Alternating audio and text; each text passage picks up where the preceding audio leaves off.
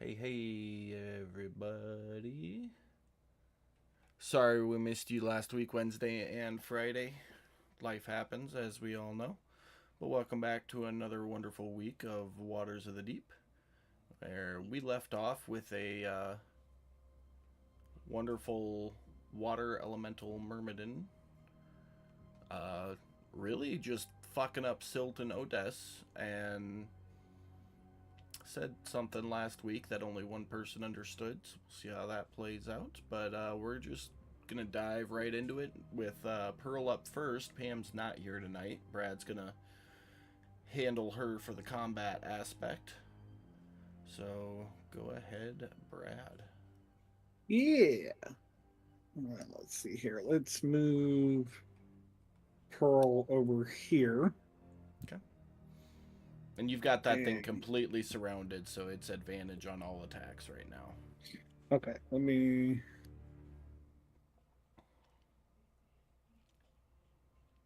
Uh,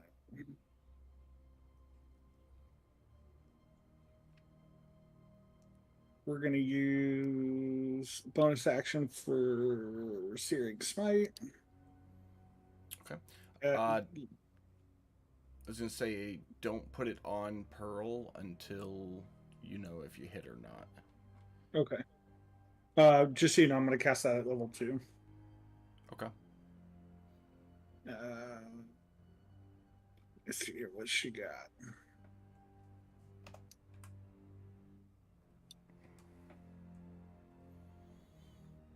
Okay, so that will hit. Give me just 1 second here. Okay, so you're gonna drop the effect on yourself, or on Pearl rather, and then Yeah. roll damage.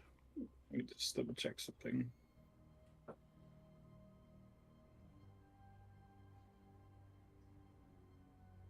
Okay, so it should be a 2d6. Yep, I changed it, so Oh, just drop gotcha, it. gotcha. I'm gonna change it right back because it's an effect, but yeah, Okay, do that. and then roll damage.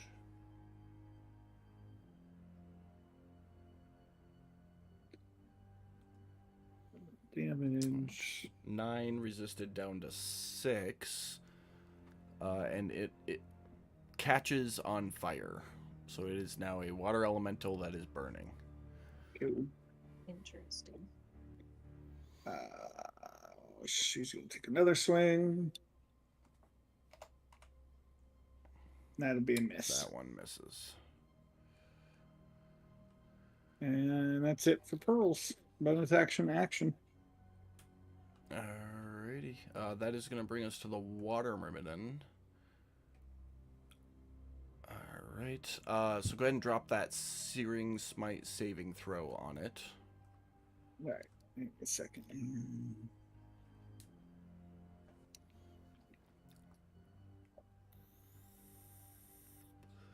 It succeeds. So it is no longer on fire. Oh, So it catches flame for a moment, and then at the beginning of the turn, it just sizzles out. that makes sense. Very much so. I love it when the dice make story makes sense. The Myrmidon is going to continue its barrage. First one for Silt. Hitting. Come at me.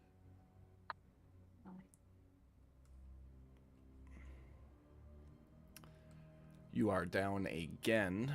Second one for Odess. Missing. And third one for Odess. Hitting.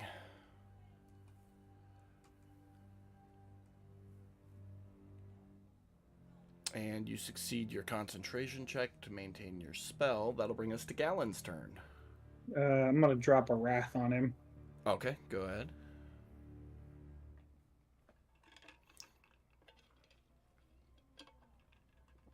He fails. Le damage. 16 points of damage to the Myrmidon. All right, Becca, you're up. Gal's going to say that. Back to the Myrmidon. You just hear it hiss, like steam, like a steamy hiss. Cool. I want to chat. That's cool. Even though it chatted first, but whatever. I'm gonna attack with my longbow. Even though it doesn't have any piercing damage, but whatever.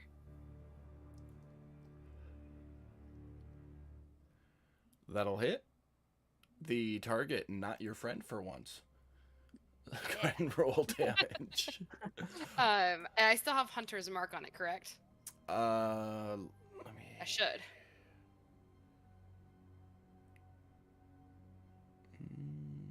Did you cast Hunter's Mark? I don't remember. Yes, I did. You didn't mark off any spell slots, so no, I you didn't. didn't. All right, that's fine with me.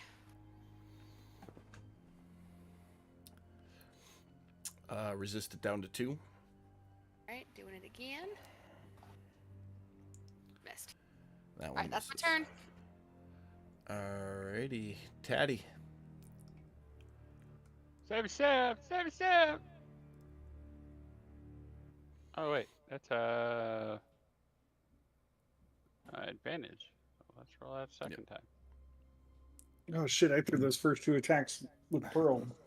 Oh well. Oh wow. It does hit. Oh, 5 damage. I forgot. Sync attack can go on either one, right? Yeah. Yes, I thought. Okay. Yeah, it's just once per turn is all it clarifies. So. And you crit. Hey, you're right. I'll take it. Alright, get that sneak attack on there.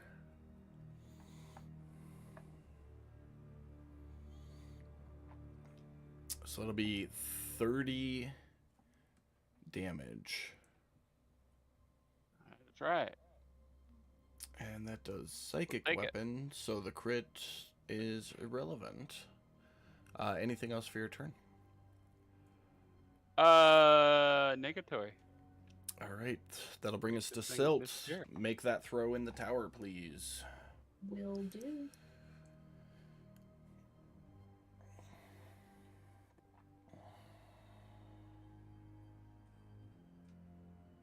Ooh, I like how the lights come on in the tower. Yeah. Okay. So that is your throw this round. That'll bring us to Kit's turn. Kit.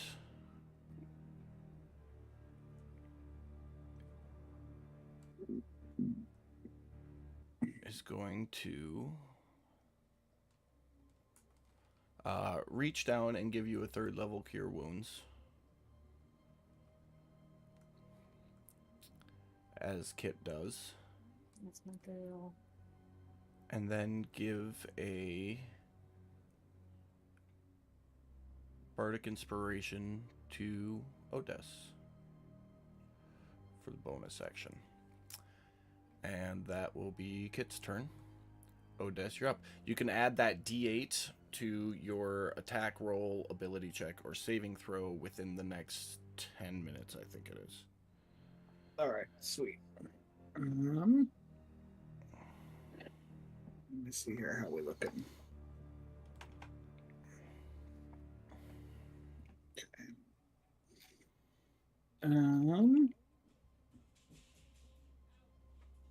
How's our boy looking? How do you get Pearl to quit targeting somebody? Never mind. There we go. The Myrmidon is looking rough. Really rough. Okay. Is his Spirit Guardian still active? I haven't- Spiritual weapon. Oh, it is a According to Spirit his Guardian. effect, he has. I'm assuming that's what that 5-foot Yeah. ring is. I believe so. So you gotta go. We're gonna retcon and do your spiritual Oh, hold on. guardian. Well, just drop it on the Myrmidon real quick. No, that's the weapon. I don't have guardians up yet. You're concentrating on guardians. Mm-hmm. Really? Okay. So I think you have both up. Okay. But your spiritual guardians would have come into play on the Myrmidon's turn. So go ahead and do that real quick. And he succeeds. Which I don't think it. I think he takes half. Yeah, half. Yep, takes half. If I remember correctly, you had chosen Radiant. Mm-hmm. Okay, so down to 3. Still up. Looking extremely rough, though. Alright. So you do have your spiritual weapon up, and then your turn as well. So I will swing at him with the spiritual weapon first. Get that out of the way. Okay.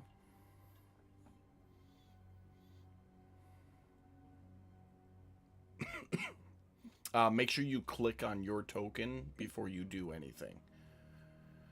Just Yeah, click I did. click your token once to set it to yourself.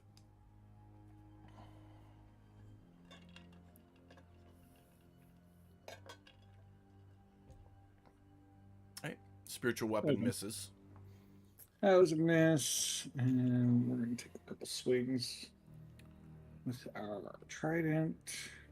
You mean a swing, because you only A get swing. one. That hits. Go ahead and roll damage.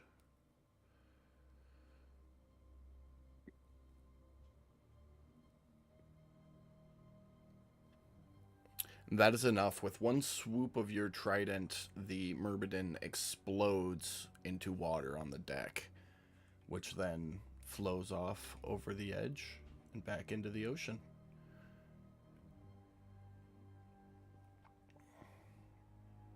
Well, That that was ship within random. sight?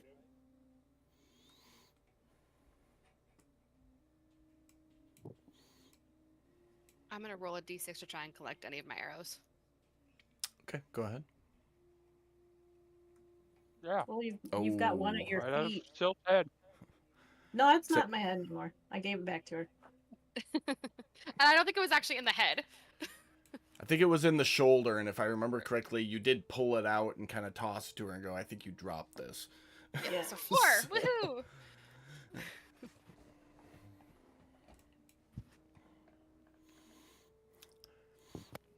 You hear Chest Rock kind of peek around the corner, go, well, that sucked. And then go about his rockiness. Is that ship within sight?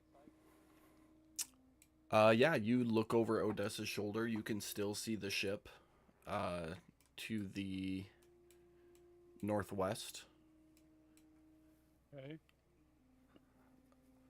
Still a little ways out, but it's there.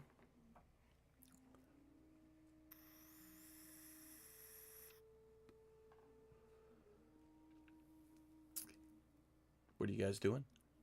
Anybody? Anything? Somebody gonna help Silt stand up? Just your I captain? figured that'd be Yeah. Kind of. Bill Kit's job, Yeah. but also True. But Max But isn't also- here. Well, it's not that it's not that it's Kit's job, but I figured the same thing. I don't know. As a Uh, first mate, it might actually be Kit's job. Okay, Kid will pick you up then. but also Gal. Well, first off, is there anything that the Myrmidon left behind that we can grab?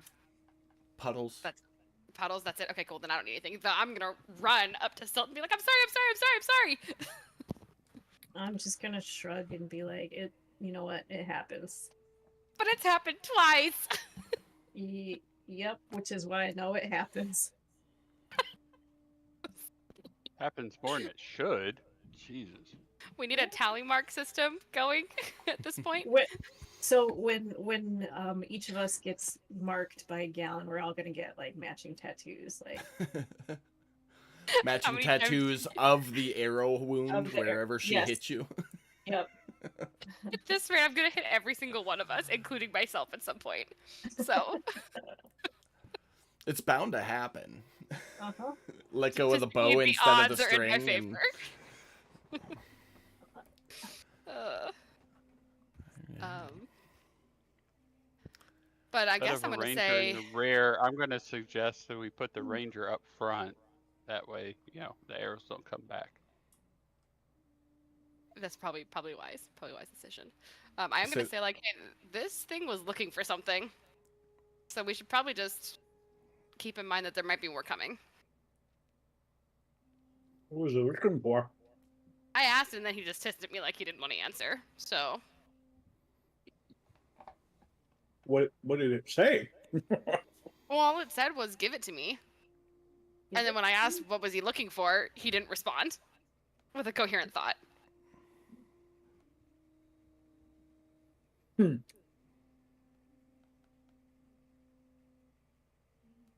Well, let's Nope. continue sailing. What were you doing when you were living down in the water? Me Yeah. living with my family on a homestead. Oh, okay. I'm Make sure nothing you special, wasn't, man. Part of a brothel or something, Give it to me,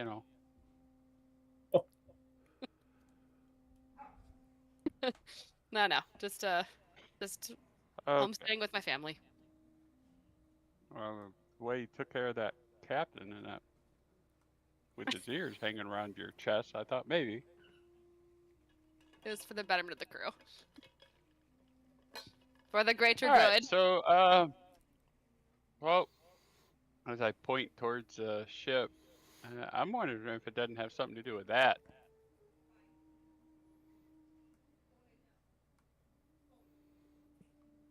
That ship? Mm-hmm. Could be. Did he look anything like the person that you saw the night of your watch? Oh, I didn't see.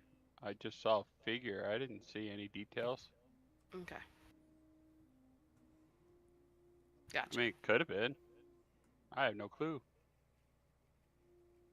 All right. Well, I think we just keep an eye out. Yeah. And keep moving towards that ship. We're here, they're here. Let's hurry up, get to them, and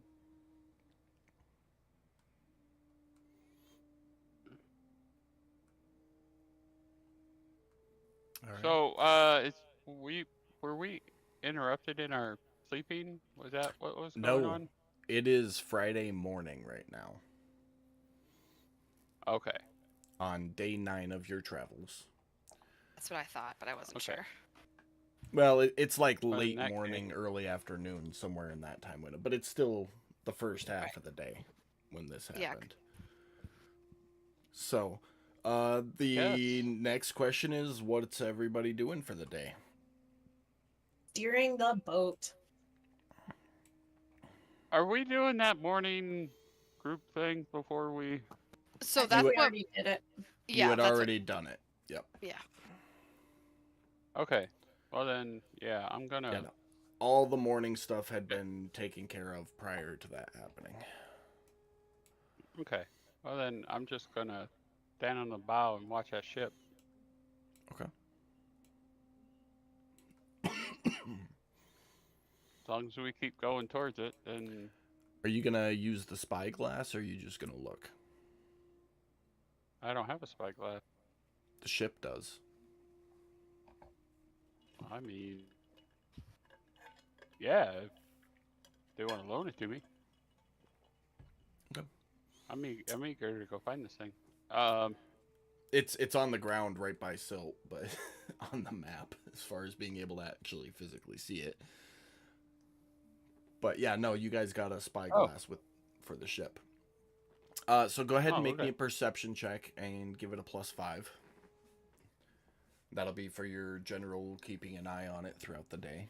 And if anything changes, any new information, I'll let you know as it happens. What's everyone else up to?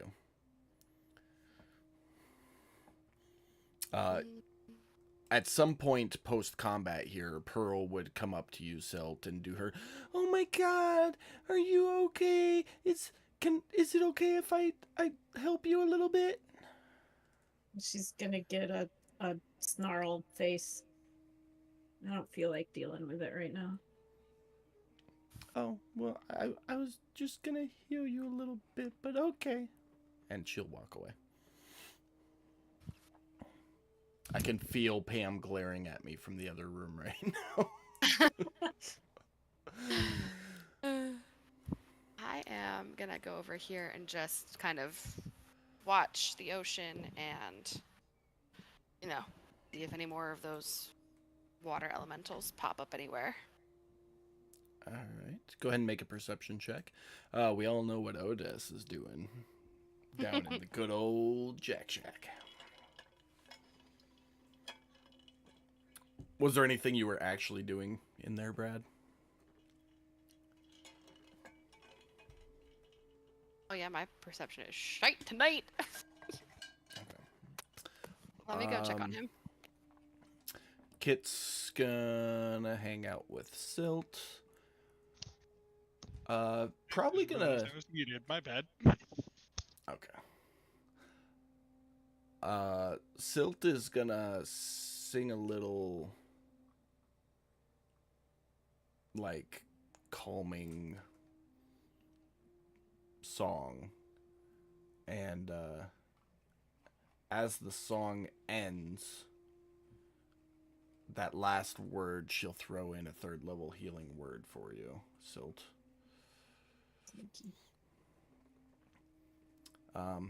Yeah, it's a nice little,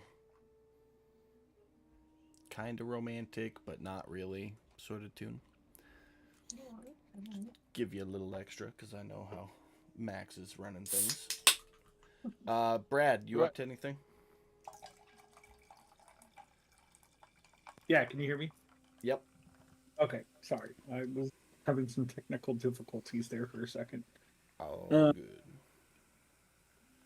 Yeah, I'm gonna check out the. I'll If you send you what I'm I was checking gonna out. say, if you don't want to say it out loud, send me a text. I'll send you a whisper real quick. All right, so me and Brad will do that offline. Taddy, you were gonna say something? Yeah. Air Genasi. Right? That's what's on that ship. You are only aware that it is an air nomadic tribe. Okay. Unless I'm forgetting a note that I Okay. gave Katie last week, because she has a little bit of familiarity with them. Nope, there were no notes about race. Okay. Okay. Is that a race I'd be familiar with?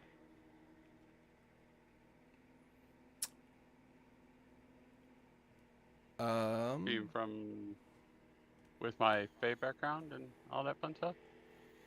mm,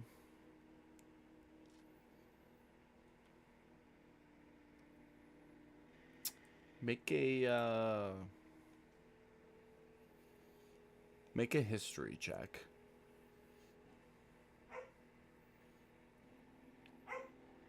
13? You've heard rumors of them existing on the oceans somewhere, but they have Genasi has never come to Haven. So Okay. all you know is that they exist somewhere in the ocean. So I don't know what they look like. Correct. That's where I'm going with this. I want to know if I know what they look like. Okay. Can I roll to see if I know anything about them? You know a little bit about them. You know that they are based off different elements, that they are humanoid, and that it's a 50-50 split on whether or not they're going to be friendly. Cool. I whispered you back, Brad. Yeah, I got you. I'm typing back right Okay. now. Anybody else up to anything?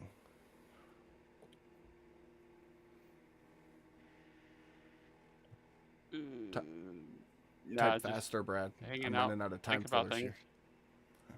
Okay. I mean, I'll go fishing if you need a time filler. Brad, make an investigation check.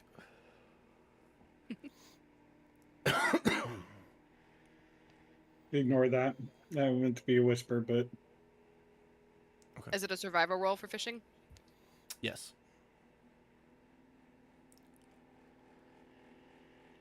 uh, uh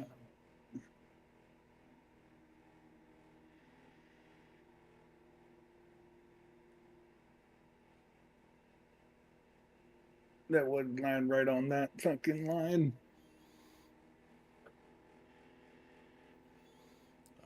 That.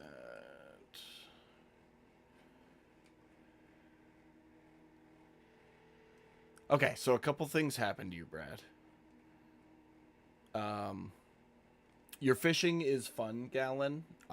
You catch a couple of small, like sardine-sized fish. Nothing worth keeping. I toss it back. It was just for fun. So, Brad, you look over the items. You don't identify anything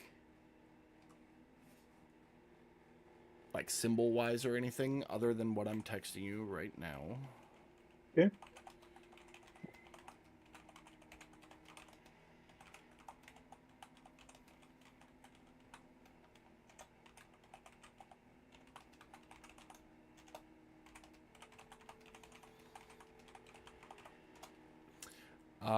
When you cast that spell,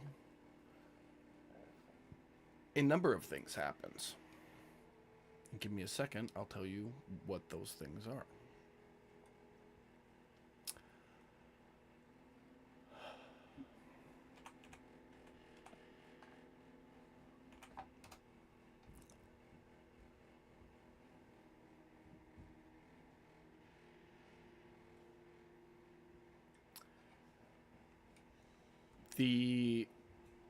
Both the items you listed show off an enchantment spell. Enchantment class, School of Magic. Okay. And with that spell lasting for 10 minutes, you kind of glance around. All of those other things you have, I'll send you a message to clarify. They all have the same school of magic, except all but one of them are faded, if that makes sense. Yeah, that makes sense. Okay. And I think you know what I mean by why they're faded. Yep. But there is that one that you have that is not. And of course, up above you on the deck, you can pretty much tell where everybody is, including Chest Rock, because everybody has at least one item on them that glows in their various schools. But if you want more detail about that, you'd have to go up top and ask. Yeah. Not too worried about that. Which one is glowing? Out of curiosity. You mean, which one's got the bright glow? Yeah. That is the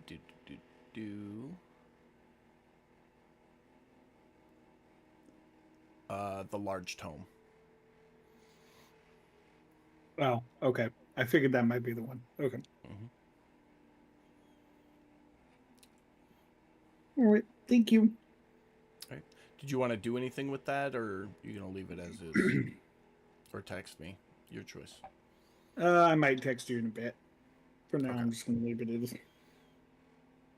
All right. Just let me know in the next 30 seconds. Yeah, I got you. Because then we're gonna go do something else. All right. So you spend some time down there doing that. Everybody up top is taking a look. The day goes on. And as the day goes on, you get closer and closer to the ship. Taddy, with your perception check, which was a 23, as the ship gets closer, you can tell it's not as big as you initially thought based off the distance. It's maybe twice the size of the ship you're all on, which isn't unheard of, but it's fairly rare. Between storms and large monsters, the larger ships tend to be slower and go down to the drink quicker. But yeah, you guys spend the day just getting closer to the ship and maintaining your heading. And we come upon evening time. Now, when evening time hits, by best guess, you're about an hour away from the ship. Does anybody want to do anything, make any preparations? Of course, Pearl has to do her navigation check. Or no, she doesn't, because you're staying aimed at the ship. Can I roll some heal dice? Treat the last 4 hours as a short rest. You absolutely can. Odess, if you want to do that as well. You took a little bit of damage. We get those back at a long rest, right? You get half of them back per long rest. It's like right now you have 5. You'll get 2 of them back on your next long rest.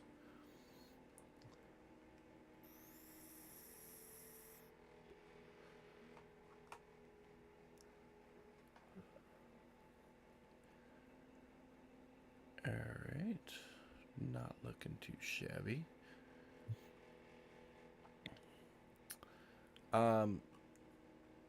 At some point, Pearl's just gonna walk by and like tap you on the shoulder, Silt.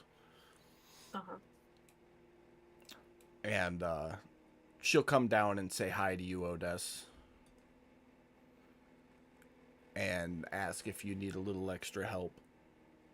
And offers her hand to you. I'm going to say thank you, but no thank you. She just kind of stands there with her hand out. With, like, puppy dog eyes. Like, I really want to help. Fine. I'll take her hand. You'll feel some life flow back into you. Top you off. And she'll go back up top. Anybody else got anything else to do? Preparations? It's going to be dark here in about 30 minutes. And you're heading towards the ship. Do I get my spell slot back since it was a short rest? You do. Here, I'll just click short rest for you, Silt. Okay. Thanks. I forgot you were a warlock for a second there. There you go. Thank you. Look at me remembering things. Yeah. Just out of curiosity, does anyone in the group, I'll go around asking people this, but does anyone have powdered corn extract that they don't need? And a twisted loop of parchment that they don't need? I'll tear like a teeny tiny. Well, what do I have? What do I have that's actually parchment? Let's see. You could tear off like an edge of parchment without damaging whatever you have and give it to her. Are any of the books I have parchment? I mean, in this day and age, anything that has paper in it is considered parchment. Oh, perfect. Then I'll tear off a little bit of a page of one of the books Taddy gave me, and twist it, and then hand it to her.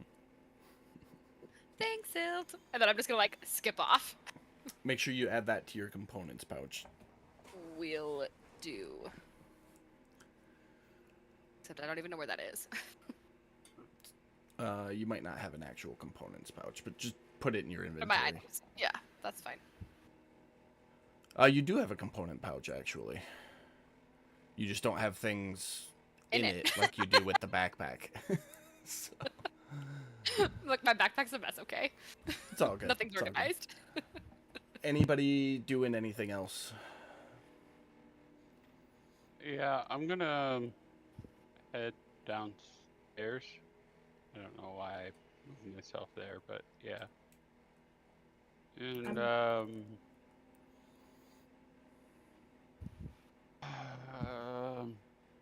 let's put my ring back on. Okay. We'll use Ted.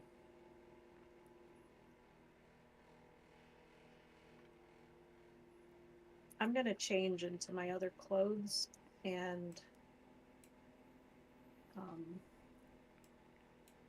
get my wine sack out of my chest. When you say change into your other clothes, Hmm. what are you talking about? My set of clothes, fine. Okay. Are Fine you leaving your clothes. Are you leaving your armor on? You just putting I'll, that over it, or what are you doing there? no, I'll put the chain shirt, the fancy whatever I'm wearing, mithril armor, whatever it is, back over it. Okay. Well, you don't know it's mithril or not. You just know it's a very graceful chain shirt. Oh, that, okay, above table. If I remember correctly, I in made an game assumption. you think it's mithril, but you don't know for sure. Okay. Okay. Last call for alcohol. Anybody else? Okay. Can you hear me? Nobody's even impressed with my threads. Do I recognize her armor? No, the armor's the same. The clothes I'm wearing are different. They're The not clothes look very nice. It's like a Sunday casual compared to a medieval commoner that she was wearing. Gotcha. You know, as gal, I'm just gonna tell you right now, I'm not impressed by many shiny things. Pearl will probably hit you with the, "Oh my god, you look so pretty." That's accurate, I think.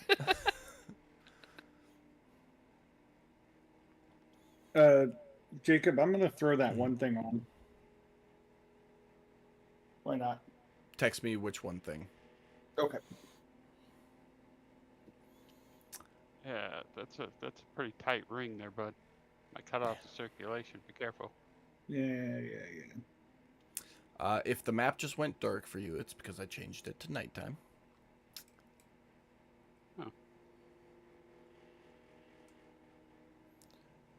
So if you can't see, that's your problem.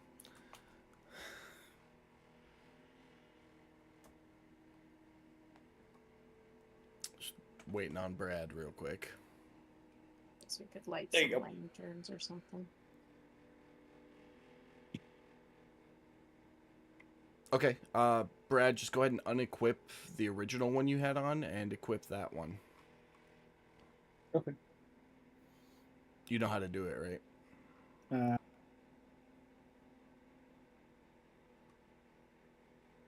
Was that a yeah?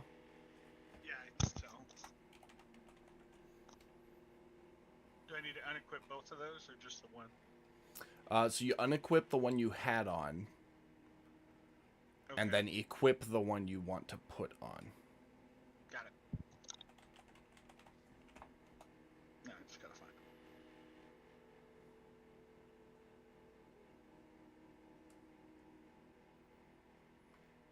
Okay. Where's the other one at? Alright, there we go. That should be right.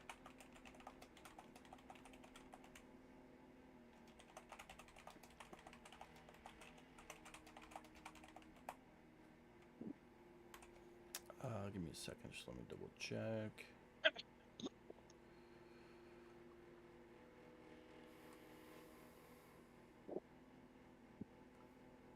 Are you taking your original armor with you still? I I will put that.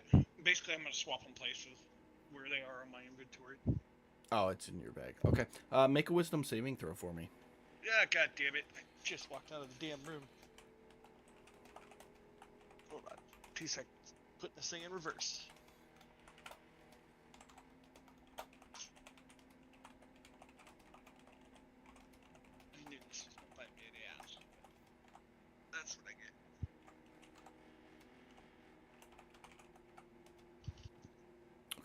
Nothing happens. Okay.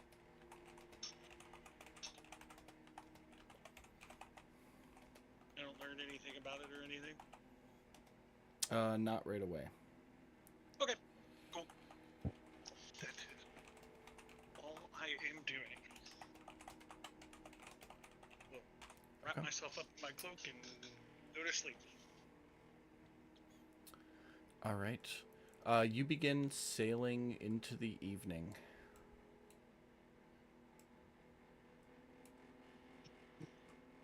Just a second, I'm grabbing stuff, doing like 5 different things here. As we get closer to the ship, I'm gonna motion Mhm. Chestrock over to me as well. Okay. Yeah, you were, by best guess, an hour away from the ship. Okay. As you motion over, it goes, more light. I don't need the light, but when we come upon this ship, would you like to maybe stick by me? We want to make a good impression, and I think you make a good impression. Yeah, I'd absolutely like to stay with you. You know, that last time we had somebody on the ship, it was kind of rough, and I don't really like the rough things, but, you know, I'm here. If you need light, I got you. We might need light, and if things start to look like they're gonna go south again, I'll let you know so you can get away. Sounds good. All right. Everybody on deck, make a perception check for me at disadvantage. Well, at disadvantage.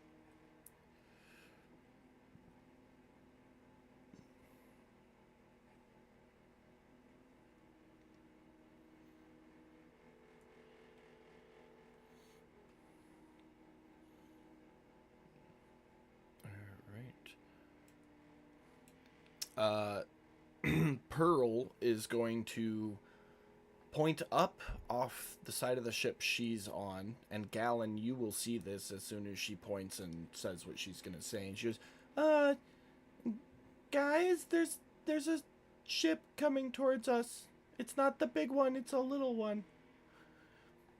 And Gallon, as you look, you can see like a little rowboat-sized ship, you know, big enough for like 3 or 4 people to sit in with no supplies. Just gently floating towards the ship. It's about 500 feet away right now.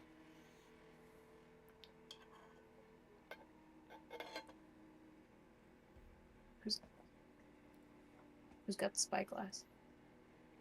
Taddy. I put it back. Oh, Sorry, I forgot. so I have. So you do then. Okay, then I'll look Okay. at it. Just for shits and giggles, give another perception at disadvantage.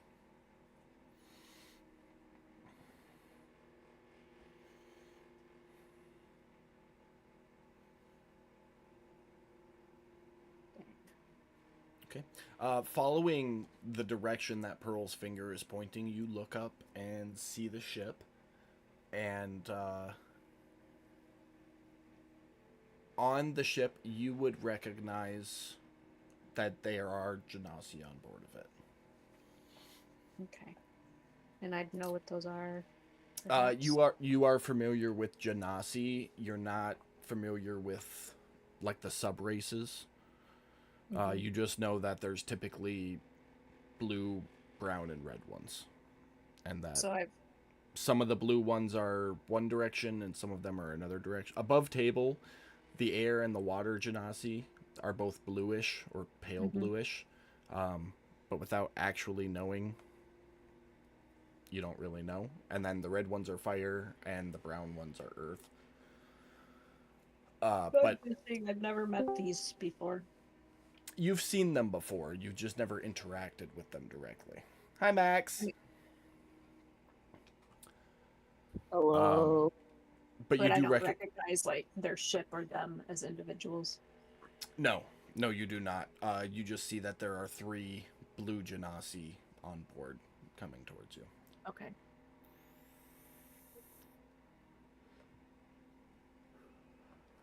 Well, it looks like a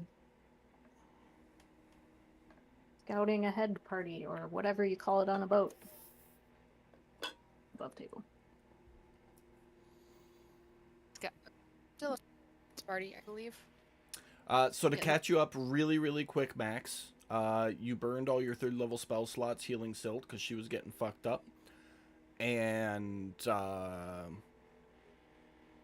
beat the Myrmidon.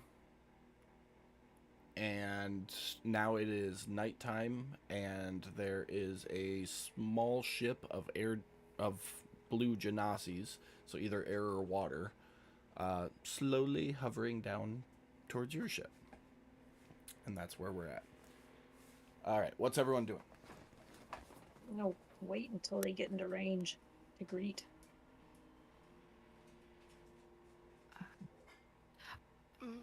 I'm gonna go down and let the other 2 know that, like, hey, we're about to make contact. Actually, can we? I'm gonna. When I saw them, I would immediately ask for the sails to be raised and the anchor to be dropped. Okay. I'd say Kit and Gallon would have taken care of that, no issues. Okay. And then I'm still gonna go down and let them know, like, hey, we're about to make contact. There's a small floating rowboat with some blue Genasi on them. And see if they're eventually gonna come up. But I just didn't want them to be surprised. Okay.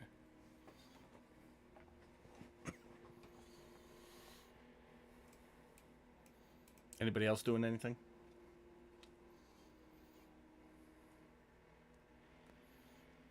I'm waiting.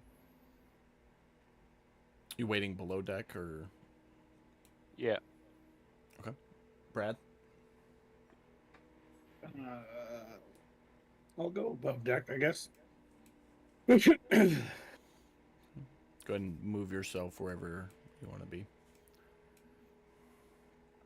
All right. Short time passes, a couple minutes, and the rowboat comes and pulls up, hovering alongside your ship.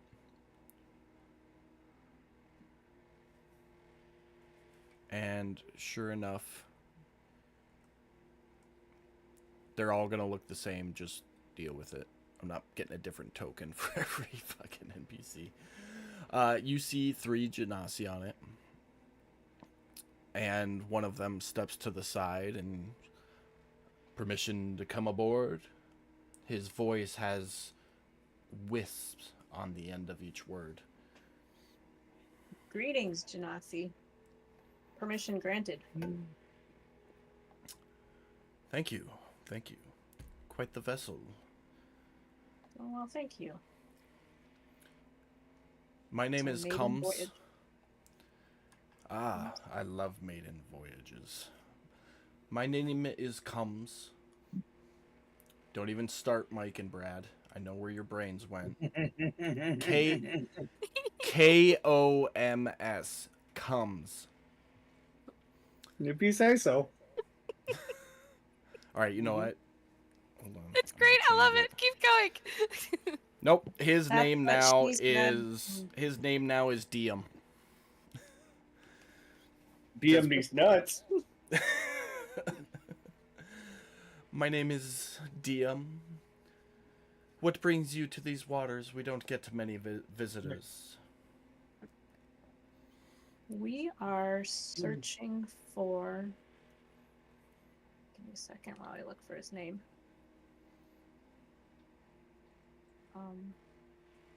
His friend's name isn't Per, is it? No. Okay. Maybe. Per You'll diem. see. You'll find out. Per diem. The other name is Carpe. Right. Gallon, do you have the name of the person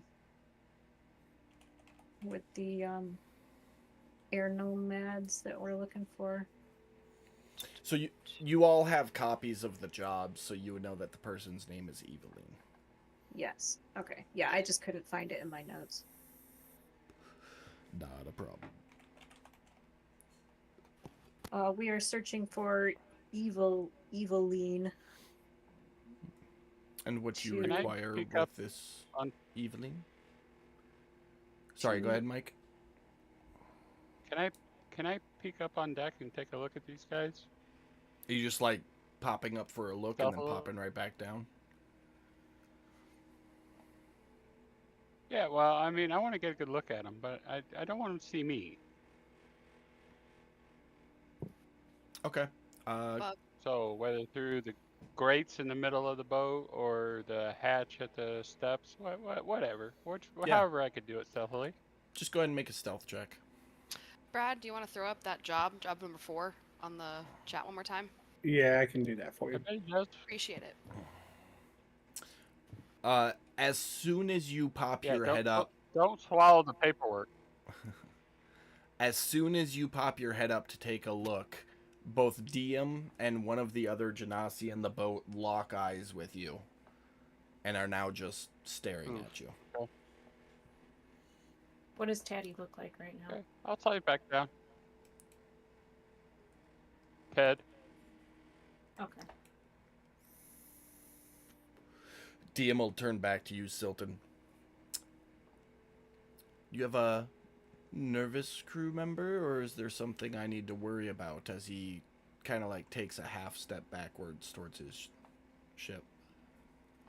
He is not only a nervous crew member, but entirely useless for sailing. Okay. Anyways, I believe we were discussing what brings you to the area. Yes. We're looking for Eveline to finish.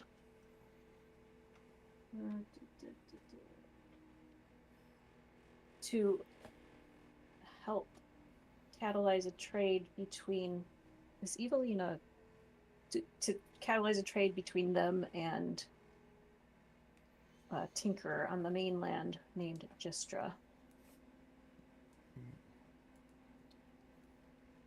The name Gistra does sound familiar.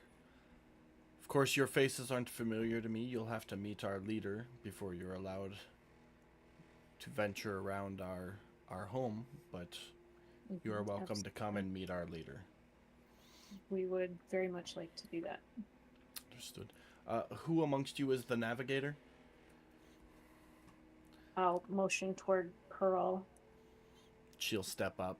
He reaches into his pack and pulls out a map and goes, okay, so you're here and you're going to need to follow the ship and we'll have a light, but you're going to this is your heading. This is the way you're going to go in case, you lose us. He just has like a brief conversation real quick with her. And I will update your position on the map there.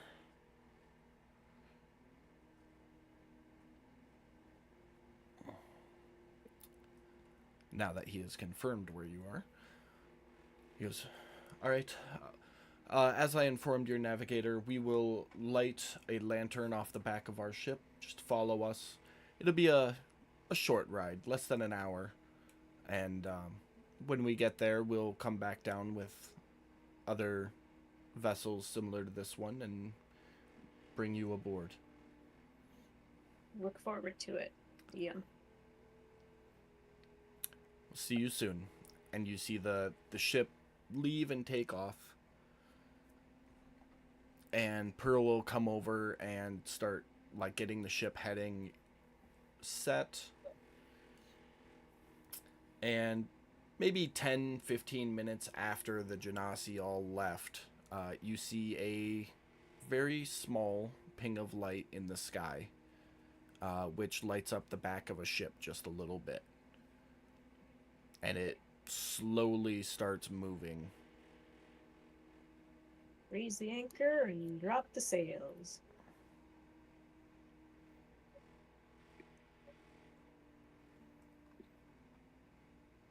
and then I'll call Ted. I'll pop my head up. Yeah. Ted, you're making the Genasi nervous. And that's my fault. Why? Can you just not try? Can you try not to look sneaky? Can you just look like you belong here? And you're not trying to steal anything from them? Give them a good hard stare. Say so.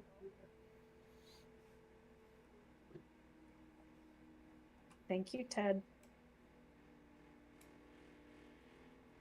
What kind of family names their kid Denim?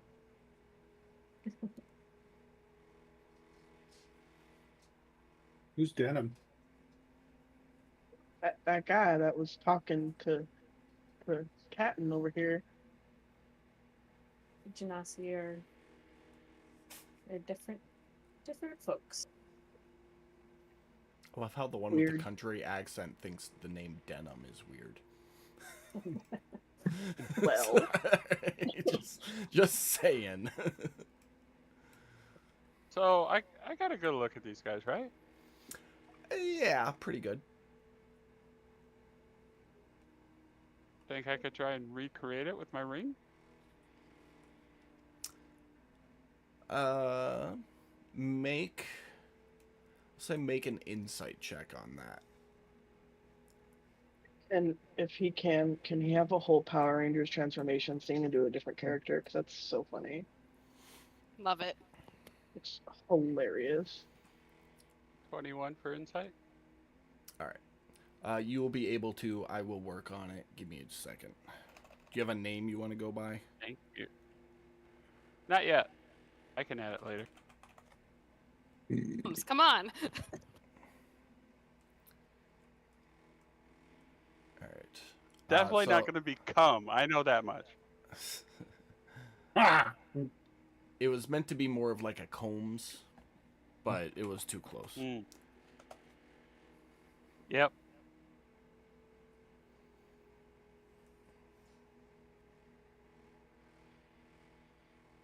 All right. Anybody got anything they want to do while I'm setting up this token real quick? I'll just remind everybody about, it's a monarchy type of culture. They inherit their leadership that can also be taken by violence or persuasion. And they're simple but brutal in their dealings. They'll be on your best behavior. And I will nod and look at Taddy. I'm gonna look at Pearl. Yeah, I will also look at Pearl. Yeah, I was gonna look at everybody and be like, what the fuck is everyone looking around to everybody else for? Like, she's just gonna follow suit. Your token should be set up there, Mike. Sure looks like it. Thank you. That was quick. I'm proud of myself. Yeah. All right. Anybody else have anything else while you guys are traveling? Or All right. So you follow that ship in the sky for an hour or so, roughly. It's not a long voyage, but it's enough time that any last minute preparations that you wanted to be made could have been made. And the ship stops, and you stop, and you raise sails. And 3 of the little lifeboats come sailing back down, each with 1 Genasi in it. Diem being one of them. He's, all right, we're here. Whoever's coming aboard, get aboard. And Pearl is gonna mouth up and be like, we need someone to stay here, and I know how to steer, so I'll drop the anchor and stay with the ship. I'll nod to her.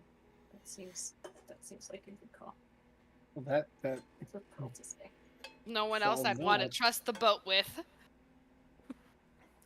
They Plus, if I go crazy up there, it bad. Yes. Stay here. Bite yourself if you go crazy. you said there. You said that I'm making them nervous. Maybe I should wait here. I'll call up to Diem. Would you prefer to leave the nervous one on the boat as well? It's not for me to say. Our leader will make that decision if she thinks you're a nervous-looking type. She's very intuitive when it comes to people trying to keep secrets. Okay. You better come with, Ted. That being said, you should not keep secrets from her. Just a heads up. Don't intend to.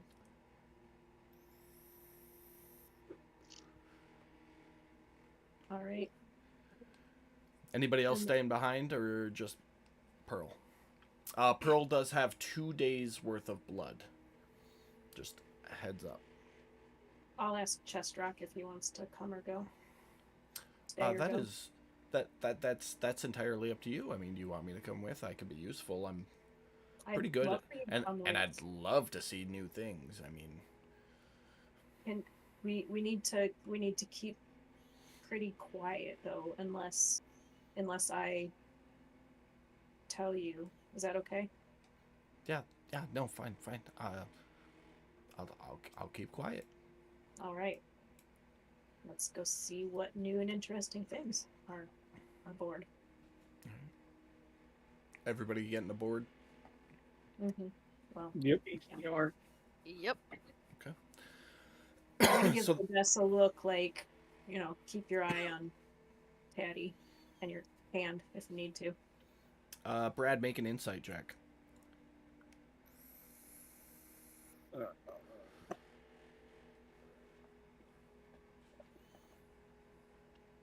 You understood what she meant?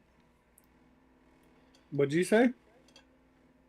It's a look that says keep your eye on Taddy and your hand if you need to. Oh, okay. All right. So you all get aboard these lifeboats,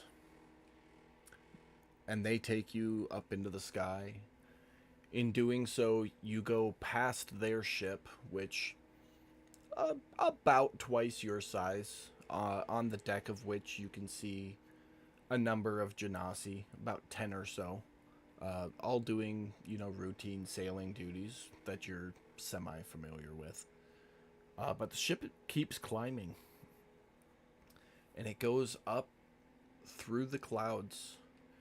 And when you come out the other side of the clouds, you see something the likes of which none of you, including you, Silt, have ever seen before. You see the bottom of 6 large ships, all connected by docks. Those 6 large ships have 4 somewhat smaller ships, roughly the same size of yours, connected on the outside of them. And scattered throughout all of these large ships, which are interconnected with docks, rope bridges, there's a number of smaller ships, similar to the one that you're on, some a little bigger, some a little smaller. It is truly a spectacle. But eventually, give me 1 second, I'll transition maps here.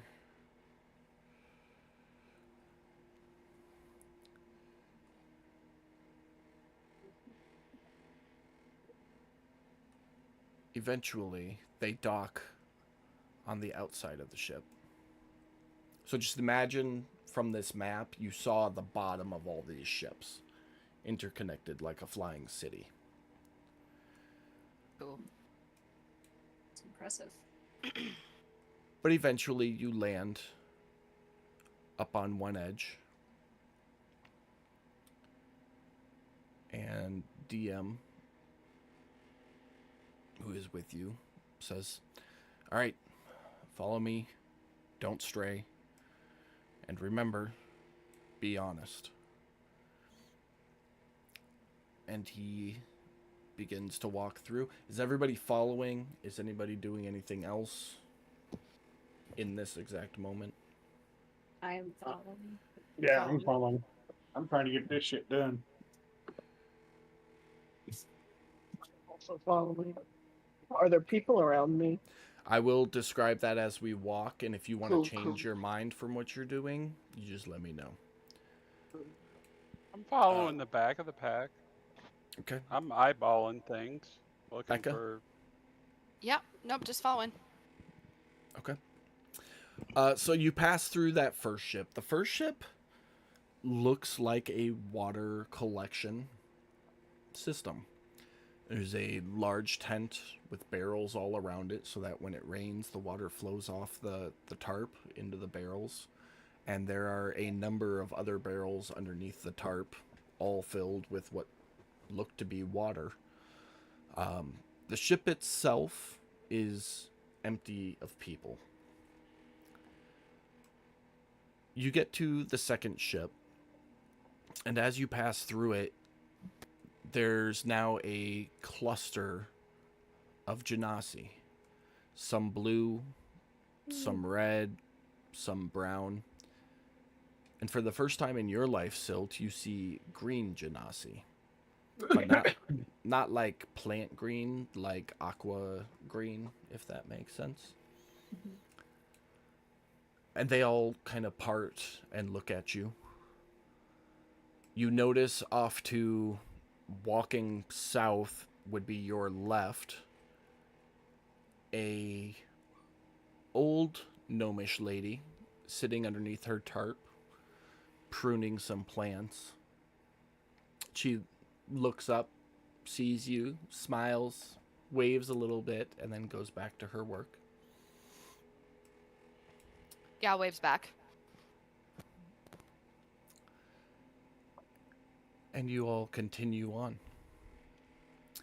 As you pass through the central ship, you notice underneath this tent is a large opening, not unlike the one on your guys' ship for loading cargo using your pulley in and out of the hold. When you look down in the hold, though, you see a large open area surrounded by like a rope railing, and there are blood splatters all around this open area in the center of what would be the cargo hold. And as you step up to the main deck in front of you, you see a blue-skinned genasi, very elderly.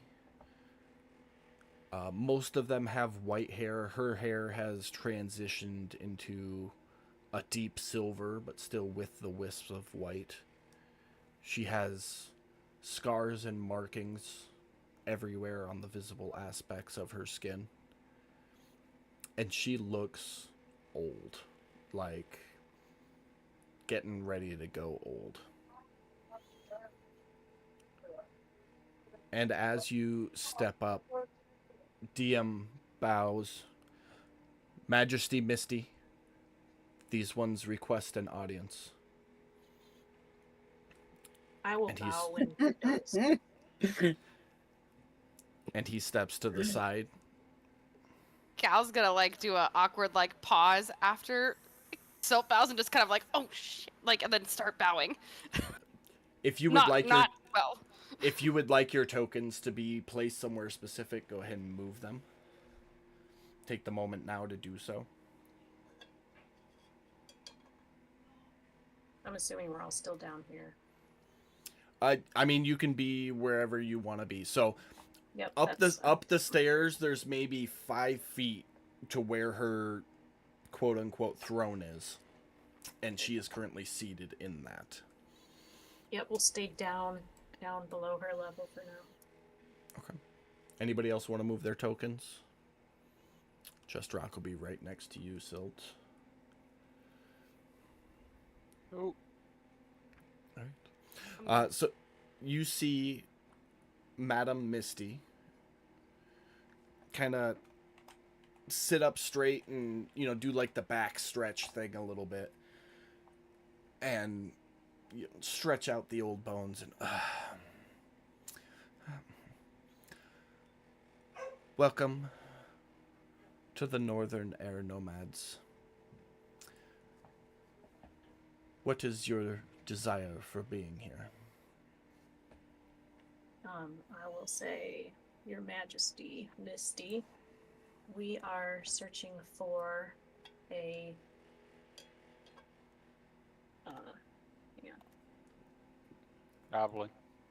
a western goblin, a goblin from the western tribe named Eveline, who has done business with a tinkerer on Haven, that we are trying to expedite the trade that they have made and collect the components that Eveline has for Gistra the tinkerer. Gistra. It has been... She kind of looks over at DM for a moment and goes, 2 years? 3? I think closer to 3 years since I have seen Gistra. How fair is she? Sorry, I missed that. What did you say? She just asked how Gistra's doing. Oh, she is keeping very busy.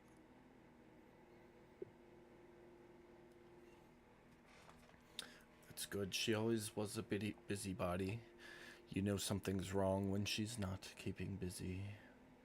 Chuckle a little bit. So you seek Eveline and tell Yes. me of your intentions with Miss Eveline.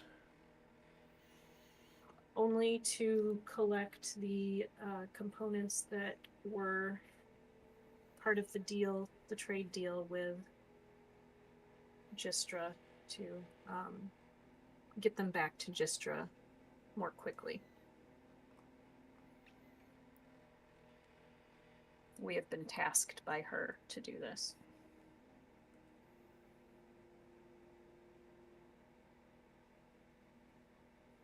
I see. It's at this point she stands up. Slowly, but everybody make an insight check.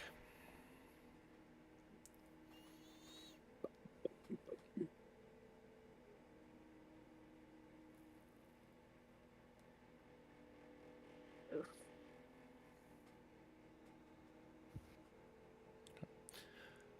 Everyone except for Kit and Sil. You can tell that although she moves like an old lady, she's still got spunk in her. And if she needed to, she could go. But she stands up and she takes a step forward to the railing, and she takes a moment and kind of scans over the group before pointing a finger at Taddy. You.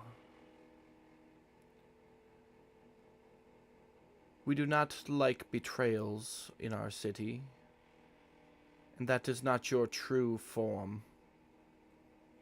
Revert yourself immediately or suffer the consequences.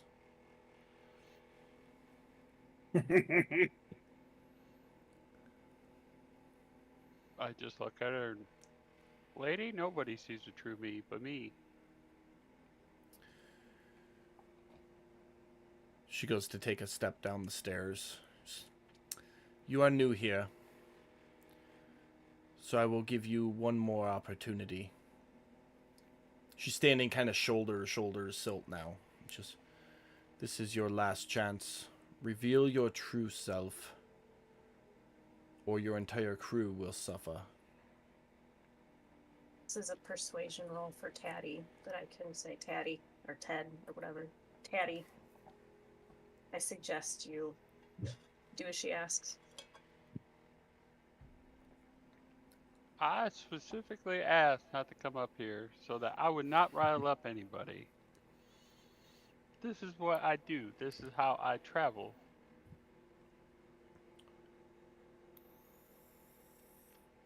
Can he show himself really quickly and then like put his thing back on, like his thing back on, and then we can all just like close our eyes so we don't see him?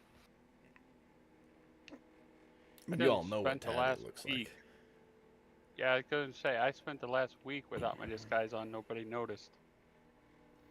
But Sure, I know like what Teddy looks like most of the time. So what are you doing right now, Taddy? looking around, gauging. Am I gonna try and not be persuaded?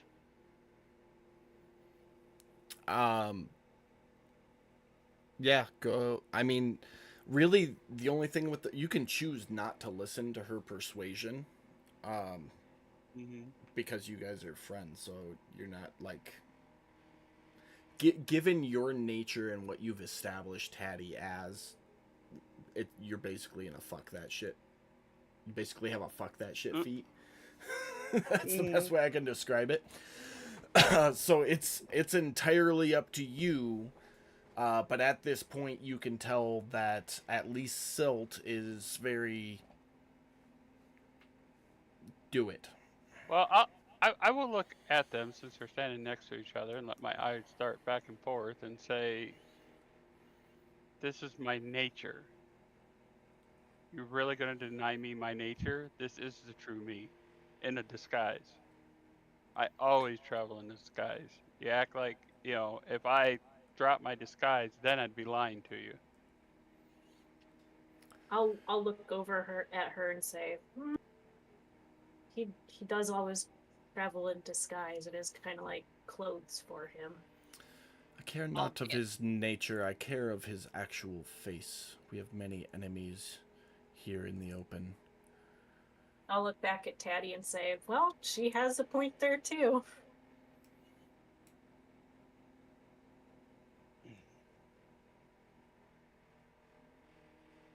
Like, Taddy, are you gonna do it or not? Like, if you're not, then I'm gonna politely ask that I escort you back to our boat so that there's no more issues. I'm not trying to pick a fight with these guys right off the bat. I just want to get this shit done. What are we gonna do? You just want to see me? Can I travel with it on after you see me? That will depend upon which face you reveal to me. She's now stepped past Silt and is standing like 3 feet away from you. I am going to hold my ring, slide it off long enough for it to dissipate, at least off my face, I'm hoping, and then just slide it back on. Okay. Make a...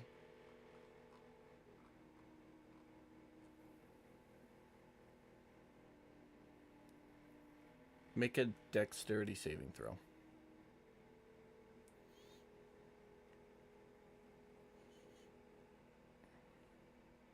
Right.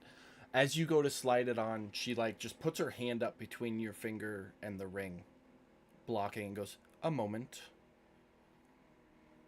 and stares at you, tilts her head to the side, just kind of looks you up and down,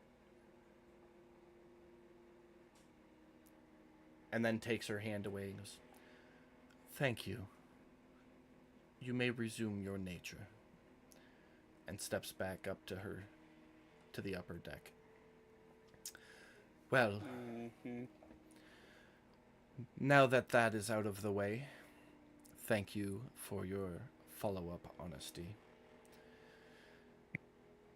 The one you seek is present. Although it is the middle of the night, I would presume her to be asleep.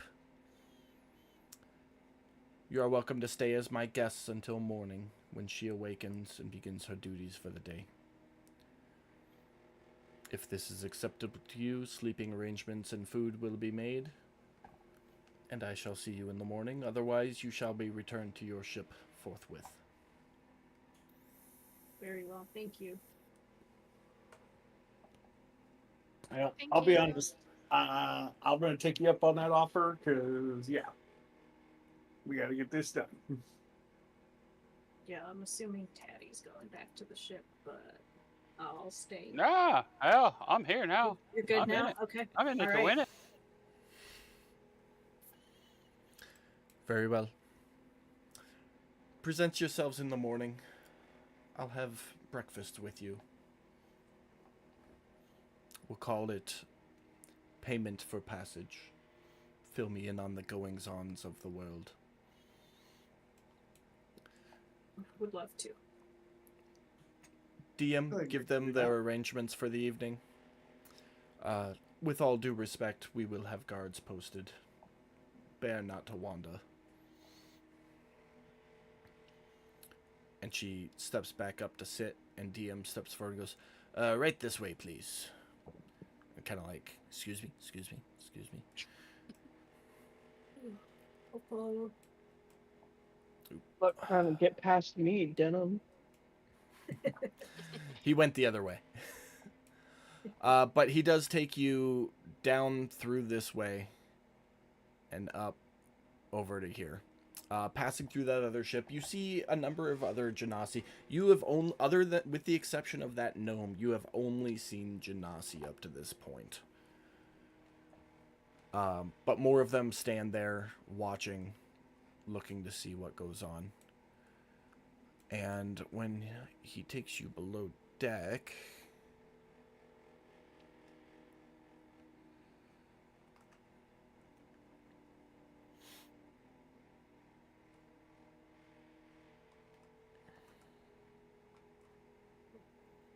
bear with me. To the right of the map, you'll see a now new map has been, our new section of the map rather, has been revealed. But the section he takes you down into has a number of crates of sealed bottles and a number of crates of fish. I think that's are there any everybody. like buckets or barrels of just water? There are not. Before he leaves, I'll ask him if he wouldn't mind if I could have a bucket of fresh water. Of course, I will have one brought to you. But he shows you through to the back room here, where there are 6 hammocks. So each of you can pick one respectively, or stand, sit, whatever. Chest Rock is going to set up in the corner immediately.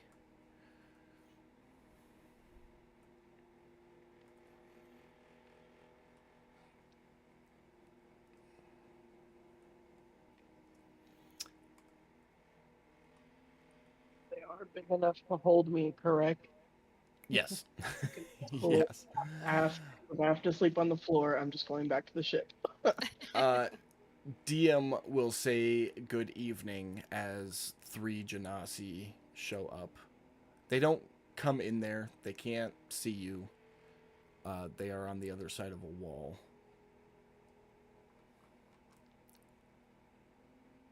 But they are there. And one of them brings a bucket of water for you, Silt. Thank you.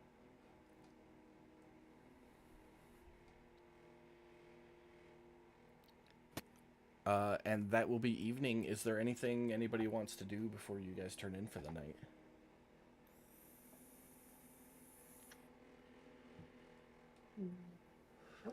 Oh, sorry. I forgot to mention also. To the right, as you walked in, so this way, you didn't see anything but another hold. You probably actually saw a little bit of that rope netting that you saw from above. And to the other side, the hold of that ship is just filled with lumber.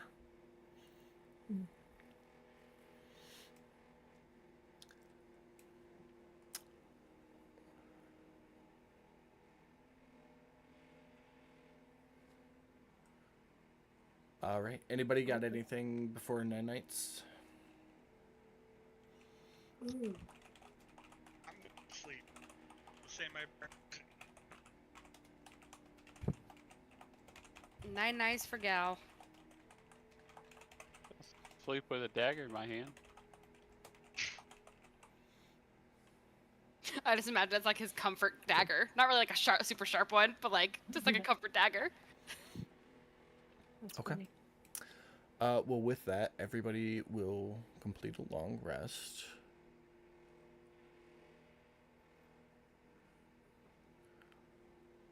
And that will bring us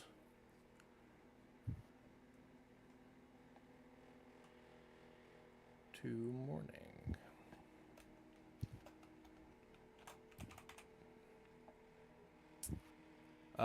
Whether you're, well, so go ahead and do your rolls for the day. Also, just above table, so we don't forget, can you mark a dash on the Lost Seas map for the next day? Mhm. Yes, I can. Thank you for reminding me. Yep. Dang. I wish I had like super intelligence or something on a 20. That would be cool. So you take care of all your morning business, Silt. Mhm. Whether you're awake or asleep is irrelevant. At some point, DM will come and knock on the door, and then step in, and the madam awaits you for breakfast. If you'll follow me, please. And kind of steps back, but leaves the door open. Is anybody not getting up and following him? I'm going to follow him. Yeah, I am. Okay. Wing. All right. Yeah, I'll follow the back of the pack.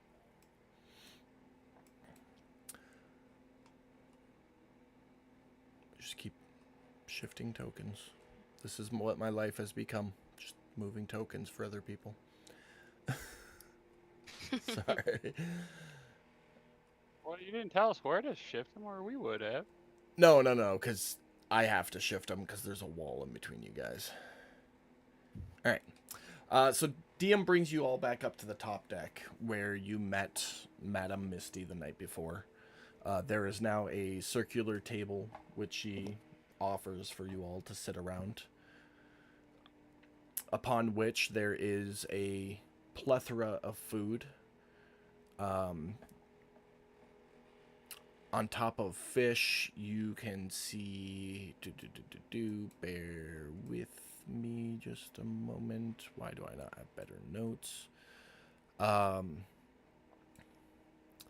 There's a pot of a creamy mash of some sort.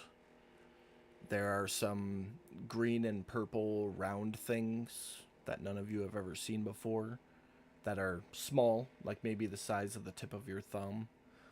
There are some roughly fist-size green and red things. Some oval-shaped brown items that are steaming.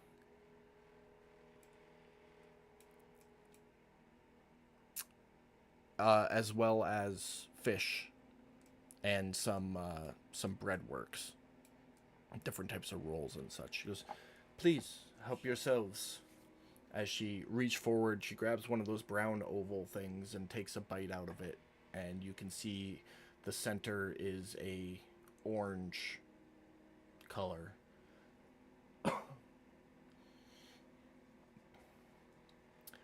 Gal. Oh. Go ahead. No, sorry. go ahead. I was gonna say, no, if we're just gonna like eat things that we don't know what they are, Gal's gonna casually like keep her eye on Misty and kind of just like eat what Misty eats. Okay. Brad, I need you to make me another wisdom saving throw. Sorry. Thank you for reminding. And then she's gonna say thank you to Her Majesty. Brad, you do learn of that armor, so it becomes identified for you.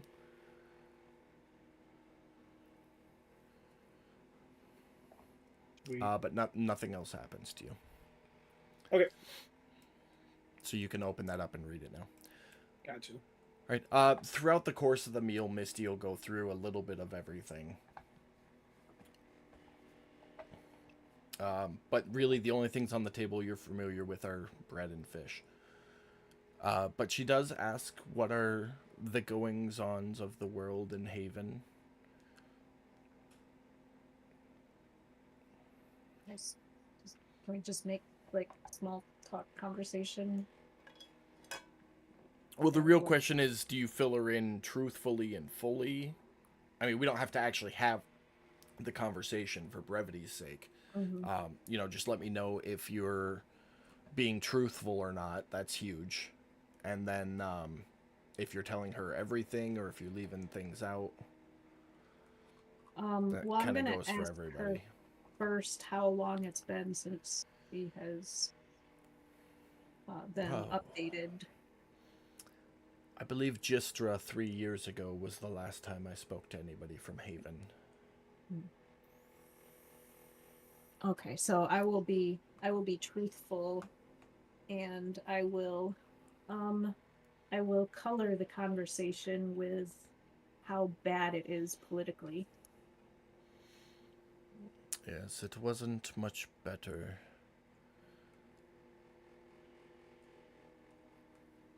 When I spoke to Gistra last. Yeah.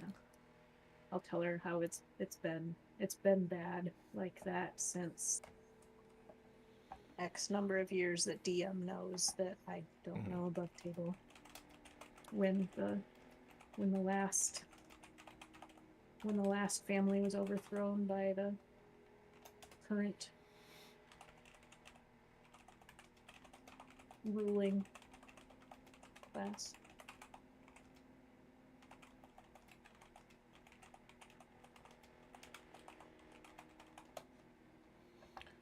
Do with that what you will, Mike.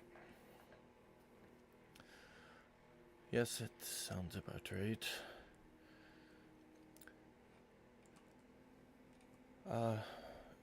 Any other goings-ons? Any big political shifts? I'm going to look at Kit, not in a, oh shit, do we want to talk about this, but as like an invitation to mention anything. It will speak up and say, my uncle, who was the throneman at the time, did get his life taken, and now there's a new throneman that I have not met, nor do I wish to meet. I am terribly sorry for your loss. My understanding is the throneman is a position that shifts rapidly based on the desired prestige of somebody that somebody desires. And you would know that to be pretty accurate, that, the throneman position is taken by violence or natural death, so sometimes there's long stretches of the same throneman, and sometimes it's a very short series of multiple thronemans.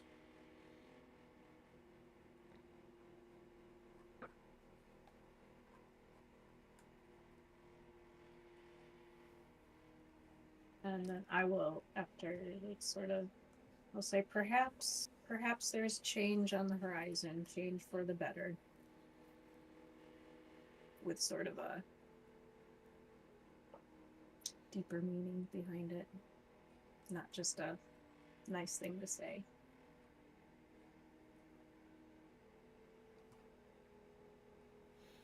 Yes, we can all hope so.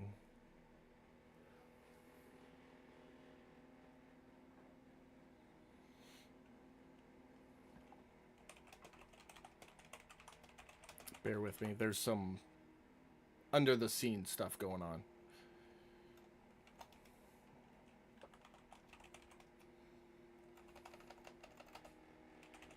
Above table, I'm trying not to ask so many questions, but I'm also trying to just shut my mouth. You can ask questions if you want to. That would be a perfect time filler than the long silence while I'm typing something. Cool. So I'm gonna like cautiously kind of look at Her Majesty Misty and say, you mentioned many enemies before. Do you mind telling me what kind of enemies you have? Perhaps we have some in common.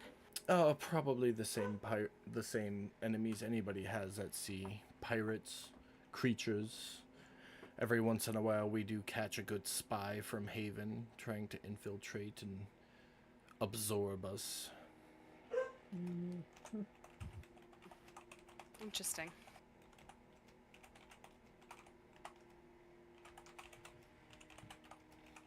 Any I don't know, Abishai by chance? Abishai are a scourge upon the sea. They do not belong in this realm. Killed more than my fair share during the Multiplanar War 100 years ago. Oh, excellent. We're friends. I like you. I figured that didn't have to be a whisper. But none of it's whispered. It's a nice breakfast conversation. So, no.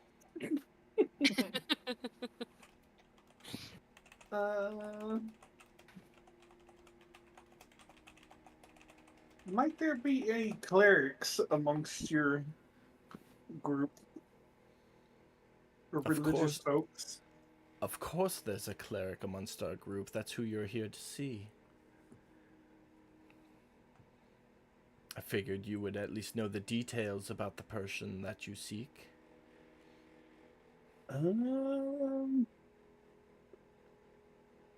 My brain doesn't always function on 100%, so there's a very good chance that I missed that part, so that's on me. You didn't miss that part. You had no idea.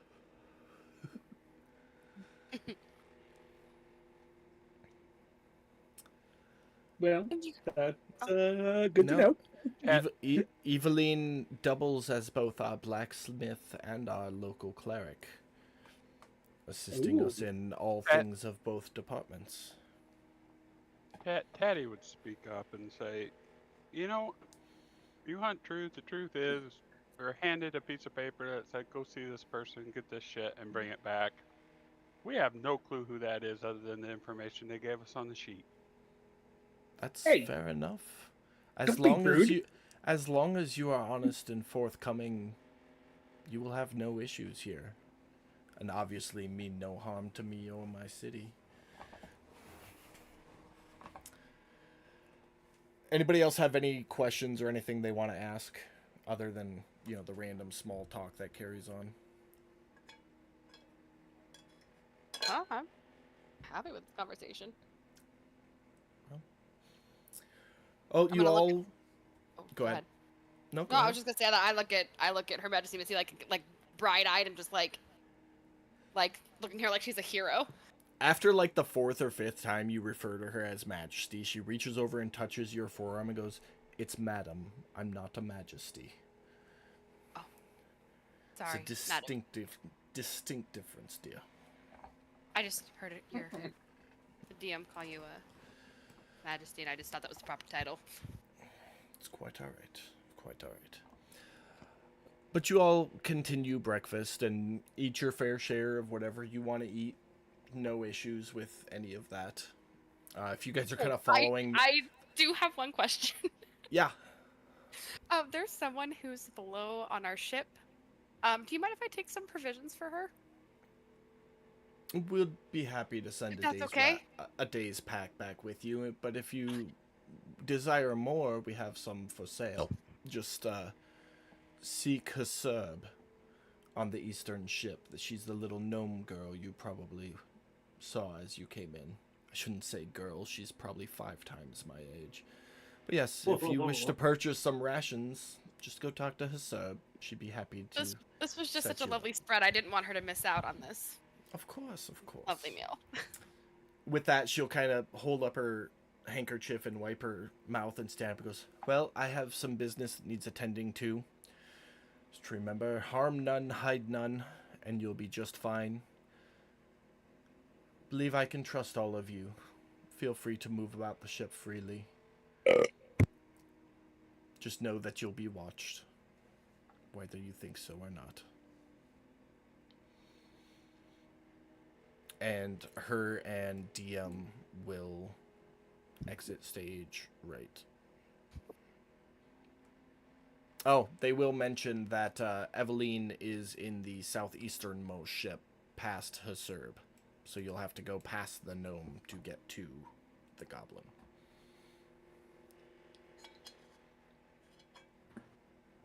There's still food left on the table if you want to grab the scraps. Callan. Pearl wasn't like trying this new food. Just in your inventory, put Air Nomad food, 1 ration. Just so we know what honestly, it is. that's what she gets for not being here. She had to Damn. stay on the boat. Well, she is here, but she's got a Okay. friend in town, so she's paying attention. So she's being a good friend, sitting in the living room. I'm just saying, we could have had a guest player. Could have, but she didn't want to. No, I can hear Pam yelling at me every once in a while. But okay. So Love you that you guys, you guys would know that you need to go to this ship down here to find Eveline. And obviously Hasurb is where her token is. So you have free reign of the ship. You can move about, ask about, do about.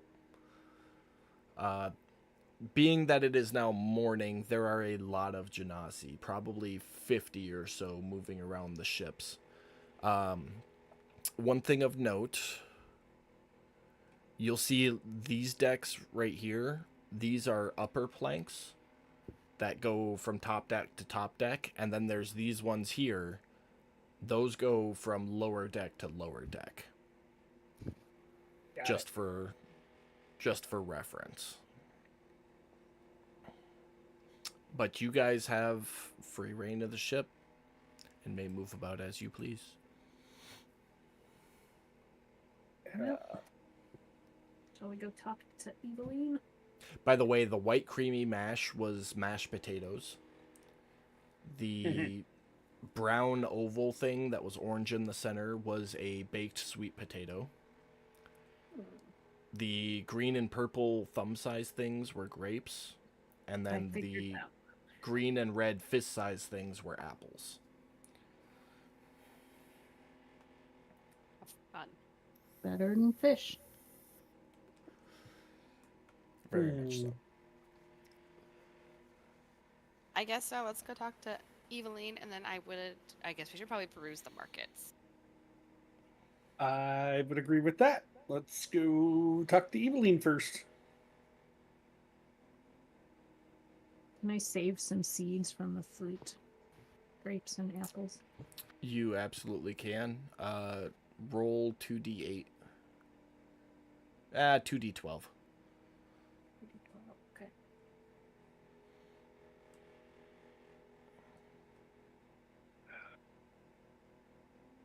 Nope, that was not 2. That was a 20. I like how it just says death. Yeah.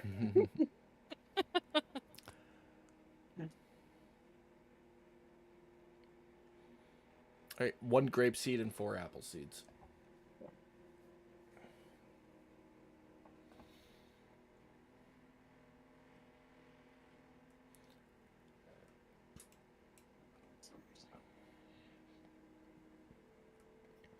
All right, go ahead and move your tokens wherever you guys want to go.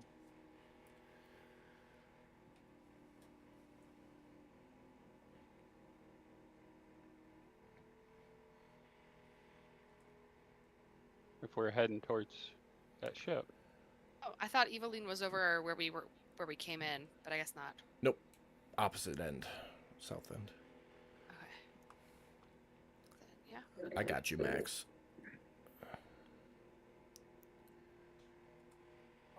Is that like a Is that like a private chambers? No, it's just an attached ship. Okay. You do have to, as you walk onto Eveline's ship, you don't see Eveline. You do see a cat standing on the table, kind of moving back and forth and doing stretches, and does a soft little meow at you. Let me pet it. I want a pet. That being said, none of you know what a cat is. So it's just a four-legged furry thing with a tail. I want to pet it. Let me pet it. Does it look similar to Silt? Oh, yeah, so I guess you kind of think do. so. You kind of know what a cat is, but not I'm really. just gonna look at it real confused, like, what magic is this? Max, make a dexterity check. Is that one of your kind's babies? Yeah, That is not what babies look like. long lost relative of yours or what? So, since we're doing something, I'll move you all up here real quick. Hold on. Alright, so Silt's giving it the side eye. And Max goes in to pet it. And almost as soon as you make contact with this cat, it jumps off the counter behind the table. And you see it instantly pop up as Hasur goes, I appreciate it, dearie, but please don't touch me. No, there was a person behind it. I'm sorry. No, it's quite alright. It's quite alright, dearie. Oh, it's lovely to see your faces. I haven't seen anything other than Genasi in so long. Not that I don't love being here. I do love being here. It's just nice to see different faces is all. Welcome, welcome. My name is Hasub. I am the local gardener, as you can see, and really the only druid I know of that still exists. Could I carry you to peruse what we have to offer? It's not very long. I get to make sales myself. Usually they come back with the order and I just help them load it.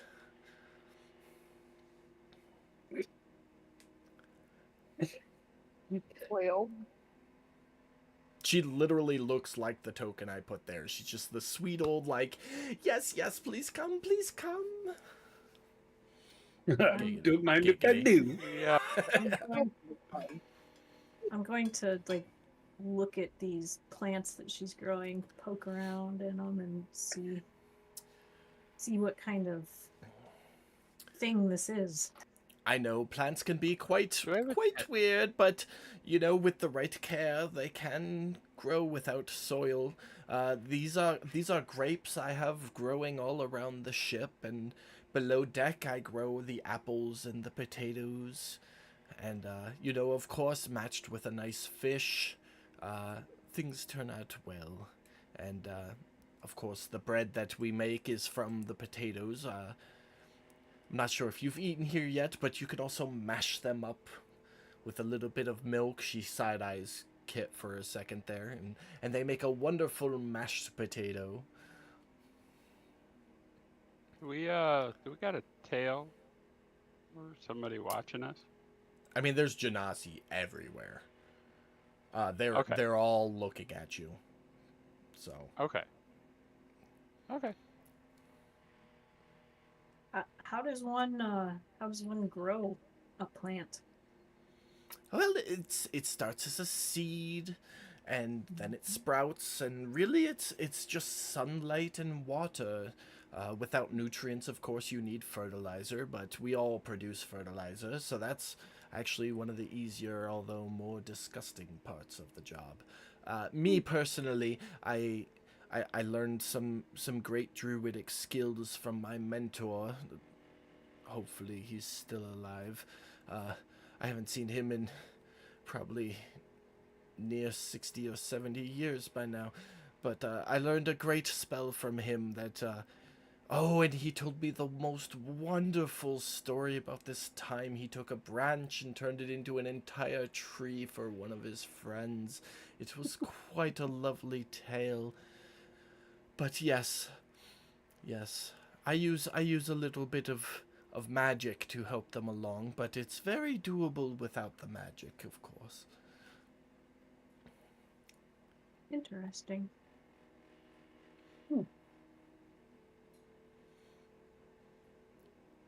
You know, now that I think about it, I think my mentor was a little crazy.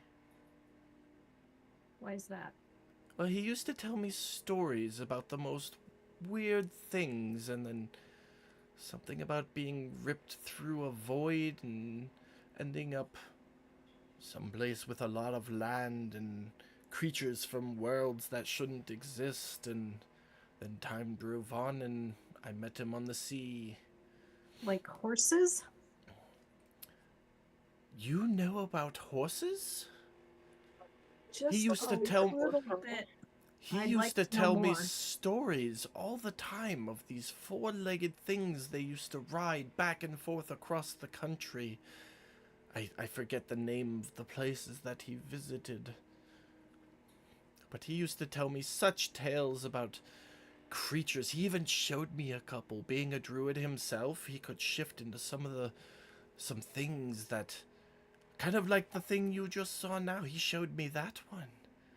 Can you show us a horse? Oh, my, can I, dearie? And you see her just in the blink of an eye shift to a horse.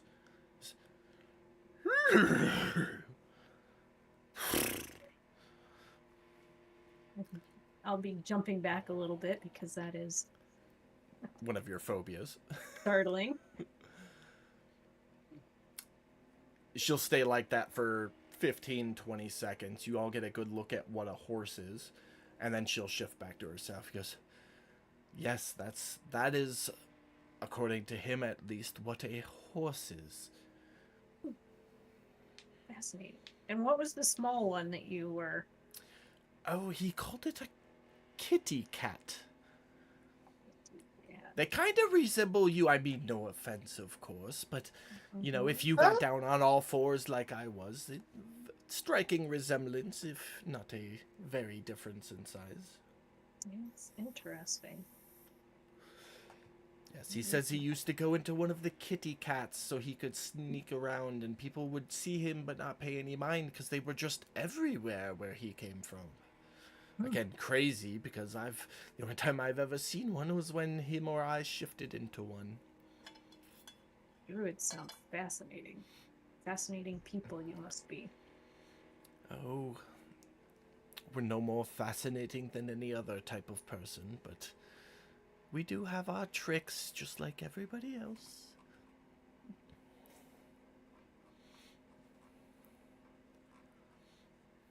Well, it was lovely to meet you, Of Sir. course, of course.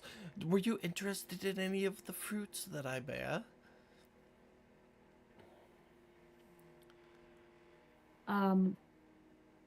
I am not, but perhaps my associates are. Kit interrupts you and says, what was your mentor's name? And she goes, oh, my mentor, his name was Bala. Quite a strong, straggly fellow.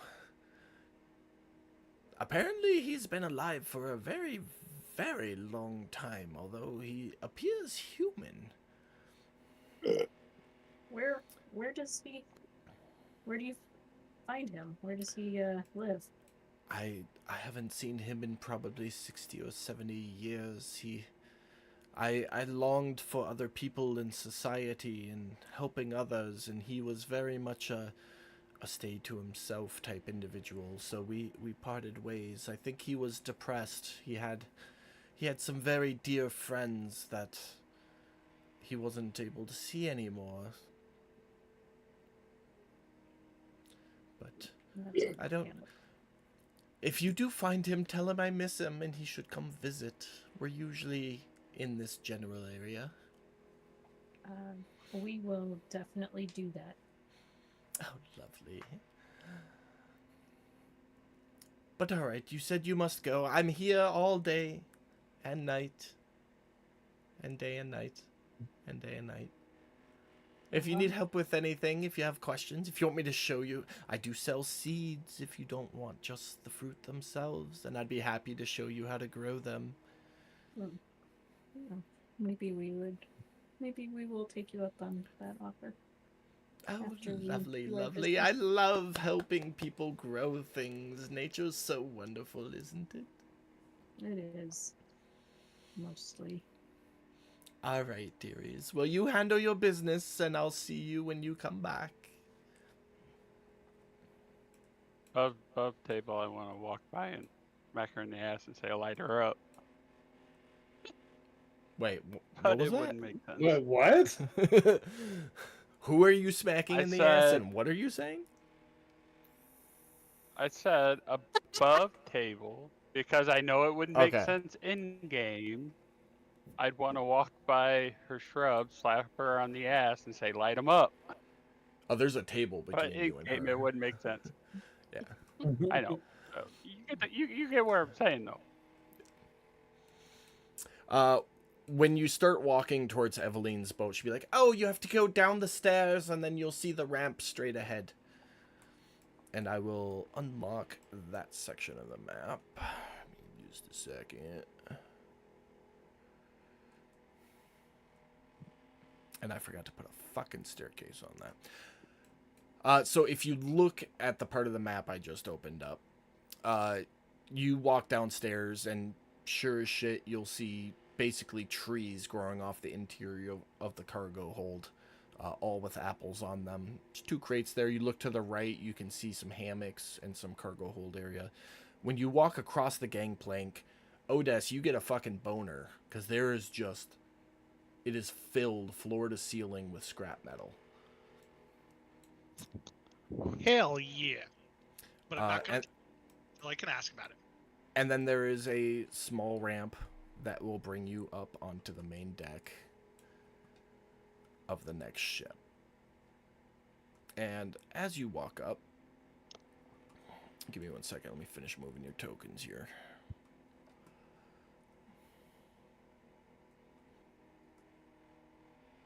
People and things.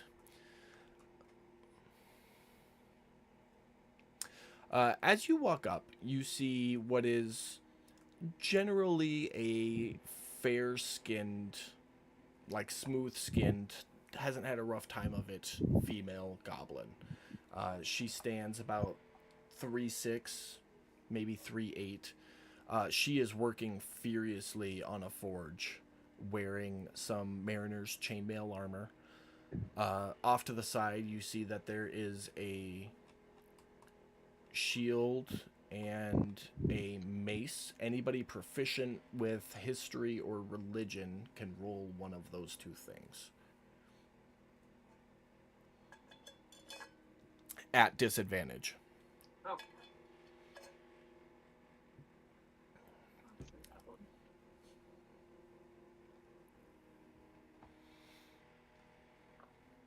Six.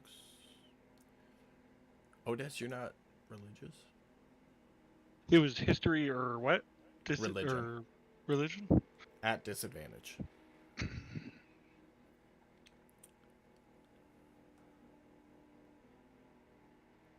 Beautiful. Odess, you recognize the emblem she has on her shield as the symbol of Thor. The patron god of the forge. And she is just clanging away with loud ding, ding, ding, working on a sword as you all step up onto the deck.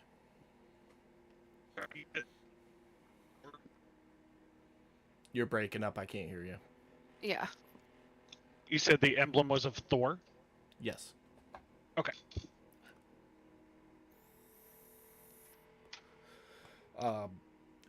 As you all step up, she doesn't take notice of you. She's just banging away on the forge. I walk up and say hi. She is about the size of my hoof, so I'm assuming that it starts shaking when I walk up towards her. How tall are you? I think she comes up to like your knee. Yeah, I'd say not even quite your knee. Well, no, she comes up about mid-thigh on you, but you walk up and say hi, and she turns, and boom, Minotaur crotch. And then steep look up and goes, "Oh, sorry. Just a second." Puts 3 more resounding ding, ding, dings into the sword she's working on. Dumps it into the barrel, which pssts and steams as she drops it in.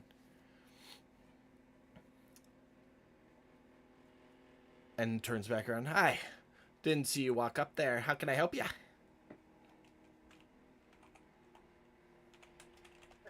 You evil Lynn?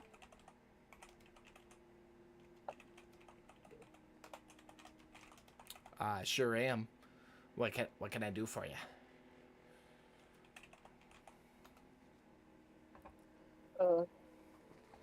Darling, I think this is the person we're looking for.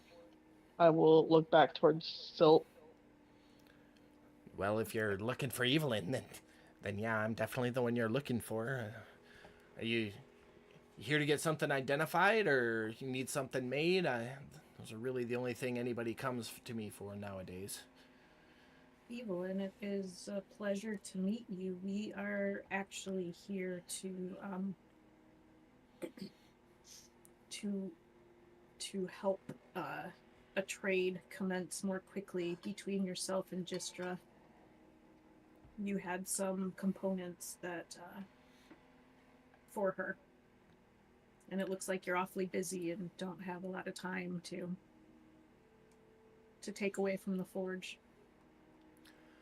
Well, you know, I had the parts for Gistra, like, over 2 years ago when she ordered them, but she never came to pick them up, and the contractual deal is if you don't pick them up within 4 months, then tough caboodle. So she doesn't get the parts anymore. She'd Do you have a copy of that contract? Somewhere. I focus on the forge. I don't keep track of the papers. They're probably somewhere. But you know, if she wants the parts, she's either gonna have to reorder them or this one looks strong as she stares back up at Kit and goes, you know, if you wanted to remake them, you'd be welcome to use the forge yourselves and give it a go. But if she wants me to remake them, it's gonna cost. Oh, that's understandable. Well, we will talk. Maybe we will give remaking them a go. Is there somebody that I could talk to about where that contract would be? I mean, when I'm done working the forge tonight, I can take a look for it. Perfect. Can't promise that I'll find it though. Mm-hmm. Contracts don't happen often, so. Yeah, it's just a way to make sure that she doesn't try to say that the contract was, 3 years in length, just to protect yourself and. Well, is what it is. I don't really care. I just like the forge. Not to intrude upon your working of the forge, but would I be able to look around for you to save you some time from having to do it yourself? I'd really rather you not.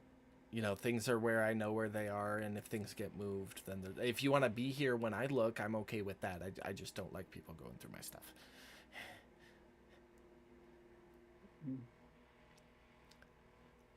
Can I tell if she's being truthful about this contract? Make an insight check. Actually, I will too. Same. It's not that I don't. Sorry, I trust just you. stepped away. What are we doing? Did you Insight hear any? Yeah, insight checks to see if she's lying about the contract she had with Gistra. But all of you would be able to tell that she is telling the truth. Except for Taddy. Taddy, you have no clue what the fuck. You can't take away from how, like, jittery she is. You know, like that standard goblin jitter. That you're just Gotcha, like, okay. for some reason it's bothering you and you can't focus on anything else. Okay. But as kleptic as she may seem, she is telling the truth as far as any of you can tell.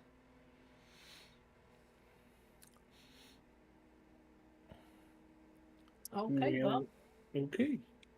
leave you to your work, and if we decide that we want to try to make these things, when can we do that? I mean, you can do it whenever. I've got an extra anvil, so I can Hmm. set it up. It'll take Okay. like 2 minutes. Perfect. Yeah, just Kit, are you, you know, are you if you interested need in it? some privacy, just talk on the back of the ship there, and I'll be here pounding away. And she turns back around and grabs another sword out of her forge, and you start hearing ding, ding as she starts working another piece of metal. Evelyn, what do you charge to identify things out of curiosity? Oh, not too much out here. It's well, as she kind of like lets her head fall to a shoulder, and you can tell that she's staring at your shield. She goes, for a follower of Poseidon. Her head snaps back up. 15 gold an item. Okay. Thank you very much. I might come back and visit you. You're welcome. And you see her kind of like just lick one of her canine teeth in the corner of her mouth. Wait, hold on. Repeat that. She licked a canine teeth? She licked one of her canine teeth in the corner of her mouth.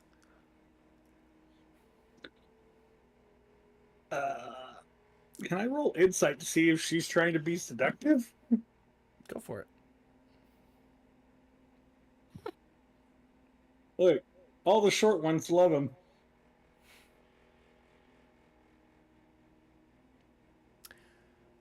The only vibe you get is hungry. But you don't know which direction of hungry. All right. I'll give her a and go back and see what the group wants to do. As you turn, you start hearing the ding, ding, ding, ding, ding, ding, as she's working the forge, as you guys go to have a discussion.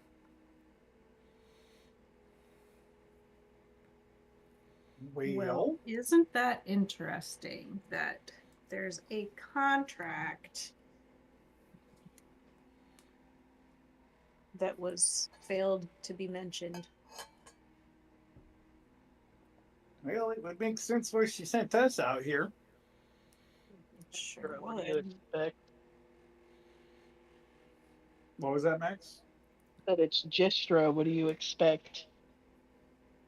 Yeah. Well, I think it wouldn't hurt if we can get a copy of the contract, and if you guys want to stay and make the stuff, I think it's still probably a good idea to do that.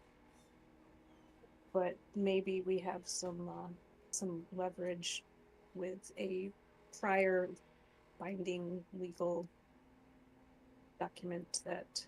Okay. I'm sorry to interrupt, but I stepped away for a minute while you guys were talking to her. Did she mention what the contract said?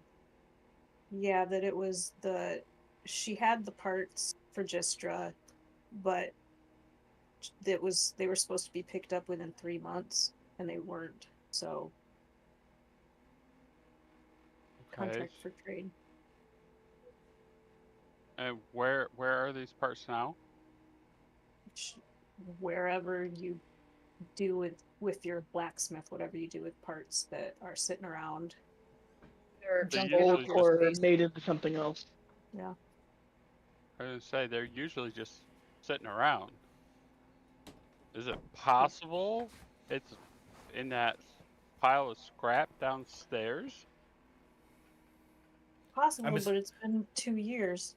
Just to clarify, you all stepped away to have this conversation in private, yes? Mm-hmm. Okay. Just making Yeah. sure. I mean, if she didn't say where the parts are, just that she made them and they weren't picked up, that doesn't mean that they're not just laying around. Well, we can How, ask how her about we that ask? tonight Yeah. when she looks for the contract too. She intimated that they were not around anymore because they would have to be remade. She said that. Oh, okay. How long would it take for her to remake them? No idea. I am not a blacksmith, nor have I ever been. Oh, we should have asked. I mean, she could Actually, remake them, why don't but we just ask? we would have to pay for the things Yeah. if she remakes them, and we don't have the funds to do so. How much? I don't know because it's so irrelevant. Okay, hold on. I'm Well, gonna she's working right now, so I don't want to bother her too much. Yeah, Taddy doesn't care. deal. Taddy's just gonna step out of the group and step back up to the, no, goblin. Hey, lady. It's Evelyn, but what can I do for you? 2 things. Number 1, what was the cost of the parts?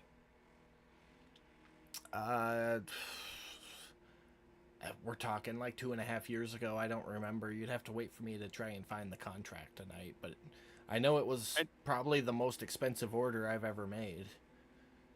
And number 2, do you think you can, how long it would take for you to remake those? How long did it take you back then? I mean, if you wanted me to work around the clock, I could have it done by this time tomorrow. If I started right now. But, of course, rush orders, it cost you a little extra. I already, she holds the smithing hammer up to you. She's like, I already told your friends there while you were daydreaming in the back. Yeah, I saw you. That, you know, you guys are welcome to use my forge to make it yourselves if you want. I just have to find the contract, which will have the order attached to it with the designs and whatnot. And, yeah. Or if you want me to make it, I can, but, you know, it wasn't a cheap order, and rush orders always cost extra.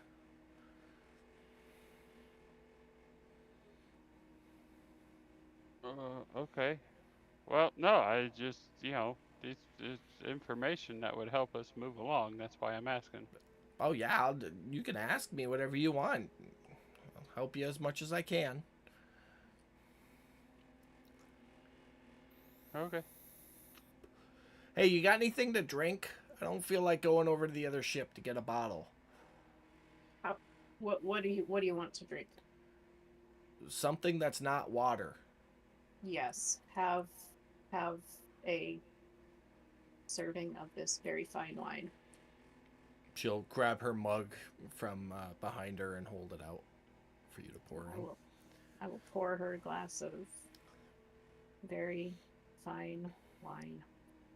She straight does like the Viking thing and throws it back, and you can see some of it coursing out the sides of her lips. She goes, "Oh my god, it's so good." My left eye twitches a little bit. And she does the sleeve wipe across her mouth and goes, "Give you a cold coin for the rest of that bottle." What pray tell is a cold coin? A gold coin, Oh, sorry. gold coin. I'm excited, I can't talk straight. I'll sigh and, yep, I'll hand it over to her. She hands you a gold coin. She downs that bottle, like all of it immediately. So go ahead and right click that item in your inventory, make sure you delete it, and give yourself a gold coin. And she does the same thing at the end, the big old 2 gold coin. flavor. 2 gold coin worth your time to stop what you're doing and go get the contract now. Yeah, I guess. All right, I can't- I'll give her 2 If I gold can't coin. find it in 15 minutes, though, I'm back to work. I got stuff to do. Yeah, well, we're here for specifically for those items. So yeah, we're kind of in a rush too. I feel you on that. All right. She'll take your 2 gold. Go ahead and Yep, it's pass it off. I already did. And she'll go below deck. If anybody follows or watches, you see her start moving scraps of metal. And after like 5 minutes of moving metal, finally it reveals 3 chests that were buried under the scrap metal, which she starts digging through. Any other conversation you guys want to have during that 15 minutes? Nope. Gonna try to hide so she can't see me watch her. Okay, she's distracted, so there's no issue there. She's not paying attention to anything. You can tell she's kind of like an ADHD, OCD type personality where she's very focused on the one thing she's passionate about and doesn't get distracted by anything else. Luckily for you guys, she rolled a nat 20 on her search, so not 2 minutes after she starts looking through her chest, the first one, she comes back up and hands you a document. Here's the contract. Like I said, she had 4 months to pick it up. You can see she hands it to you, Taddy, and she's like pointing her fingers. She's like, as you can see, it was 1,800 gold that she agreed to pay for these items, and you'll recognize that the diagrams she has for the items are the exact ones that were attached to the job order. It was guaranteed to be completed within 3 days' work on my end. She opted not for the rush service, so that didn't happen. And yeah, that's about it. Did she pay you? No, it was payment upon completion because I was providing the materials. So if she didn't show up, then the materials were still mine, and I could do with them as I wish. So I'm gonna look at the group and say, so they sent us out here to get stuff that hasn't been paid. Don't know how they expected us to pay for that. By any means necessary. As That's far what as the you note can said. tell, Brad, she is telling the truth. That's what the job said. By any means necessary. Yeah, Taddy, I know. Oh, okay. Well, I mean, you said it. I was just answering the question. Evelyn kind of looks up at the sun and goes, you got about 6 minutes left on your 15 minutes. What else you got for me? How much would it cost for the cost of the materials for us to remake these? If you want to make it, you give me 200 gold for the materials. And how much would it cost for you to make it? She kind of looks over the sheet again. What did I say before? 1,800? Mm-hmm. Yeah. 1,800, just like the original contract. Okay, and rush service on that? An extra 300 gold. And making an Okay. even 200. Make a persuasion check. Not 200, 2,000. Sorry. I know what you meant. Well, that would still be, I thought you were, yeah, 200 plus 1,800. Yeah, no. I might be a religious person, but I'm still a goblin. You're not going to short me. 300 for the rush service. 2,100 gold if you want it. Okay.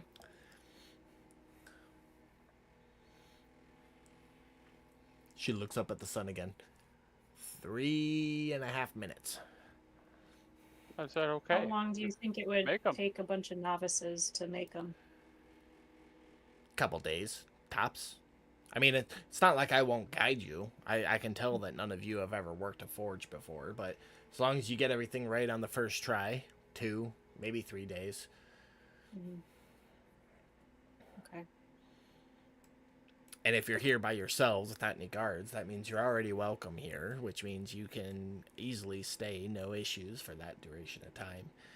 You might have to pay for your own food after today, but, you know, that's just how Madame Misty works. Now you said okay. Does that mean okay you want me to do it or okay you're gonna do it? You got to be a little more specific. Okay, we're going to discuss it. Okay, well that's good because then she looks up at the sky with one eye closed. Right now your time's up, so I'm back to work. You let me know. I'm gonna And say she- under my breath, I kind of like her.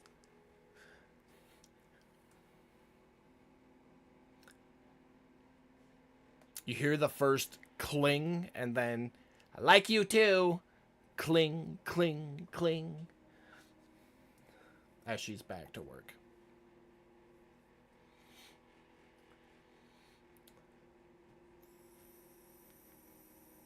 Okay. Well, I mean, wagering she's at the front doing her thing. Everybody's gathering up towards the back. What do you Yeah. want to do? Above table, for your decision-making purposes, smithing skills is a strength-based check. If you're not proficient with smith tools, you just don't add your proficiency bonus to it. That being said, I will tell you guys that if you decide to make the stuff yourself, and one person successfully makes it, no matter how long it takes to make it, that person will become proficient with smith's tools come the end of creating the items. That's kind of cool. I mean, how long is it going to take to make it? Because I'm willing to make it. She I mean- anticipated a few days. If you do everything right the first try, 2 to 3. If you don't do things right and need to remake it, it'll obviously take a little bit longer.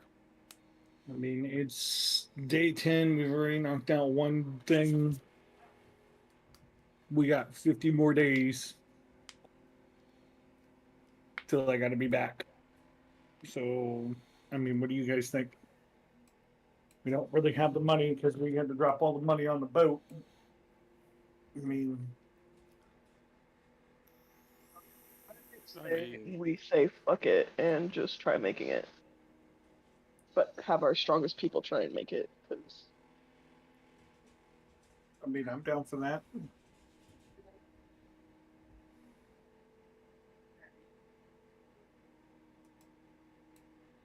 I mean, Works for me. That's fine with you me.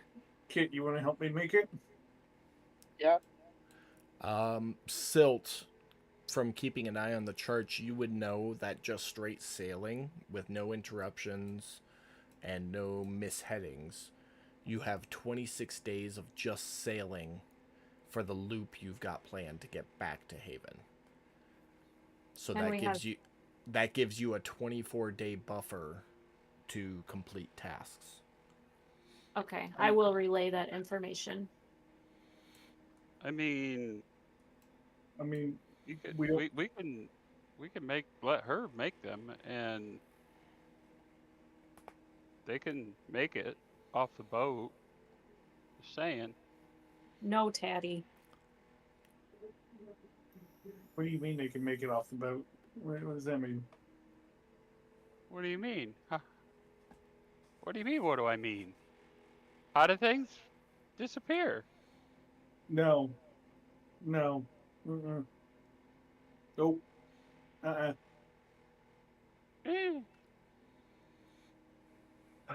I think our Shit. best bet right now is probably to have Kit and I try to make this thing. We can try to work together. See if that'll maybe at least help balance out some stuff. In the meantime, Silt, maybe you can go work on your other thing. Above table, what is that thing? Above table, weren't you looking for a place for your family? Oh, yes. Yep. Yes. It's been a long So, week. my suggestion is going to be that, quite frankly, I don't think we have the money for her to do this. And Tatty, you're not doing Tatty things.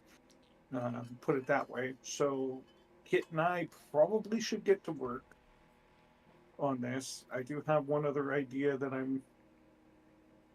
might try in the meantime. But I would highly suggest, Silt, that in the meantime, you use your time wisely while we're doing this.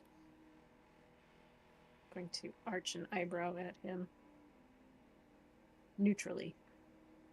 Of course. All right, let's hot skip jump to it, eh? Okay. Hearing no objections, I will go over and speak with Evelyn. Eveline, my bad. That's right. You put some respect on that NPC name. Yeah. Couple beers, all the names start blending together. It's all right. The fireball just hit my forehead, so I'm a little frosty right now. Yeah, we think our AC went out, so it's a little toasty. Okay. So you and Kit are gonna co-forge the new equipment, right? Yes, correct. But I would like to have a quick conversation Go for it. with Evelyn. So as I approach, I'm going to... Excuse me, dearie. Hold on. Ding, ding, ding, ding, ding, ding, ding, ding. As she's doing that, I'm going to pull out the bottle of rum that I have in my bag and wait until she turns around. So she continues, ding, ding, ding, ding, ding. And she turns to put the blade into the barrel that's next to the forge. And she sees you with the bottle in her hand, and you see the sword just drop into the bucket with a psst. She goes, yeah? Can I do for you? Well, my bodacious friend over here and I are going to work on putting those parts together. And we were wondering if you might be able to set that up so we can get started. But how about you and I maybe have dinner and you can give me some tips and tricks this evening on how to make this go a little bit faster. Say maybe over this bottle of rum. Well, I won't say no to the bottle of rum, but you know, I said if you're gonna use the equipment, you're just paying for the materials, and I said I'd stand here and help you as you go. So no issues there, but I can pay some extra special attention to what you're doing to make sure you do it right, hopefully, in exchange for the rum. Sounds good to me. Maybe some dinner for make it worth your while. That way you're not too tired, huh?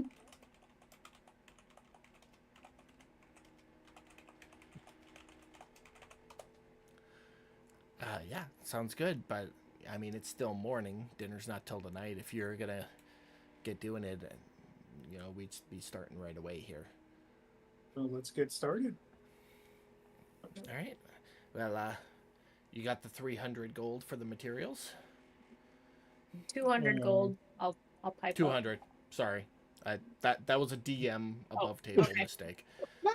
I was about to say I couldn't remember if I said 2 or 3, but I launch. I couldn't remember if I said 2 or 3. So tonight. But I went with 3 to just see. 200 gold. She said 2. I am going to, let's see, there's 1, 2, 3, 4. There's 5 of us, 200 divided by 5. Good luck trying to get juice out of a raisin over here. Everyone make a perception check.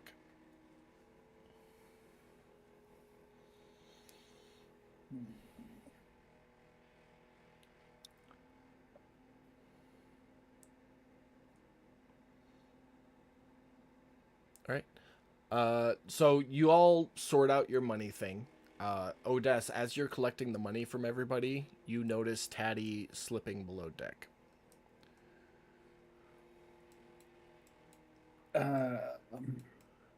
So while you guys figure out the money thing, do that however you want. Taddy, we're gonna jump to you now that we've split the party. What are you doing?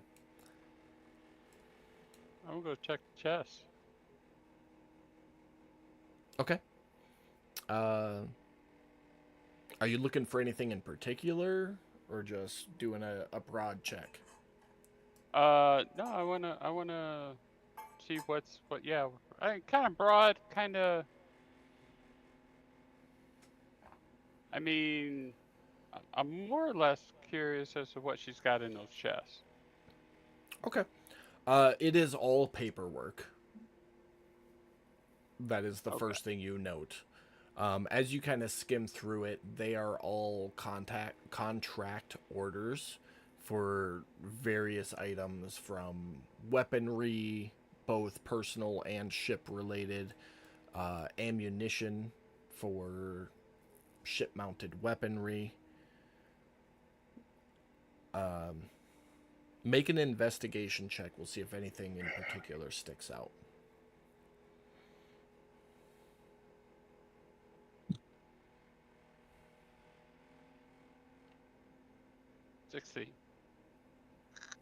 Okay. You will take note that there are some orders there for the orders themselves aren't curious, but you'll notice that the titles on the orders, some of them are pirate such and such, or nomad such and such, or sea elf such and such. So it's very clear that they don't differentiate. They sell to whoever's got the money to place the order, or she does rather. Any of those names strike a bell from the ones that we were supposed to go hunt for? No. There is one order that rings a bell, and I will whisper that to you.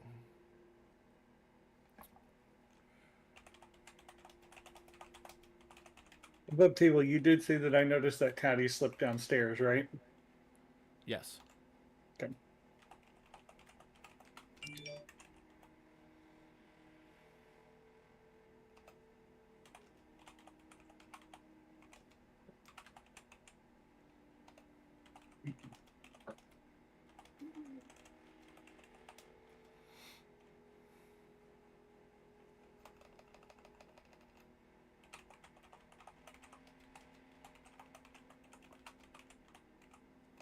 For those who are still up on deck, we were talking on the chat just to make it easier.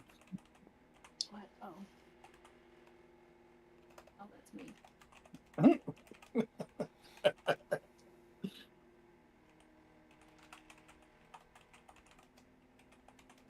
Aw, Galen.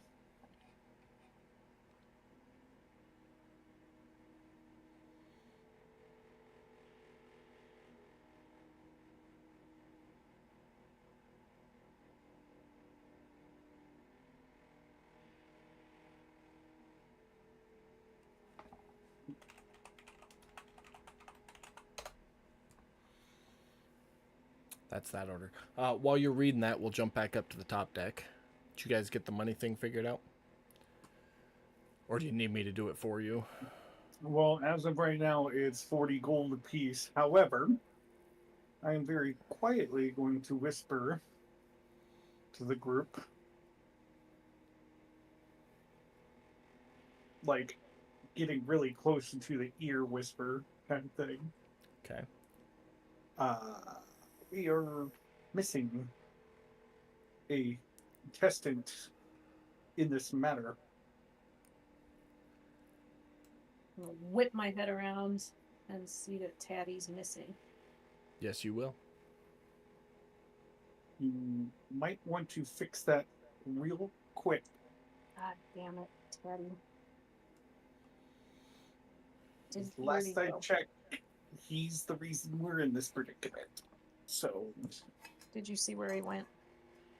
I did, and I will nod.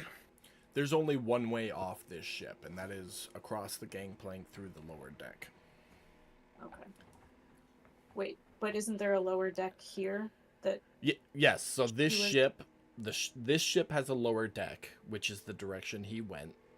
Because short of jumping or flying, that is the only way he could have gone. And then you cross over the gangplank to the lower deck of Herb's ship. so Odess was telling me that he went Down. to Yeah. down. Okay, right. So I'm going Um, to Before you leave, give me. I'm just gonna hand you a platinum. That's only 10 I'm gonna. gold. Yeah, I'm gonna need more Oh, than it's only that. 10 gold. Yeah. Yeah, I'm gonna one- need one 40 to platinum is 60 10 gold from gold. you, Yep. I'll, and I'll we hand- can dish this out amongst us later. I didn't hear numbers. 40 to Yeah. 60 gold, 4260 gold. 260 gold, and then Kit and I will take care of this, and we will have a discussion amongst the group later. So I will hand 6 platinum over Okay. So that's as 60 I'm gold. going down. Just take that straight off your inventory sheet. Brad, you're going to manage equaling 200 and subtract Okay. 60 from Silt. She gave me 6 platinum. Yeah. All right, that's all I need to know. I'll just put it on there, and Fuck. I will keep it going from there. Right. So Chest Rock's still falling. Go ahead and back in the chat. Figure out where you're going to get the other 240 gold. Silt, you go below deck. Chest Rock in tow. And you see Taddy standing there, looking at the scraps of metal and the 3 chests that Eveline had uncovered. I'm going to stand there with my arms crossed over my chest and clear my throat. I look up. Hi? What are you doing?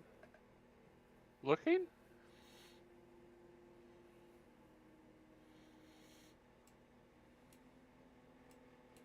Are you done looking? I suppose so. All right, come on. I start walking up the stairs.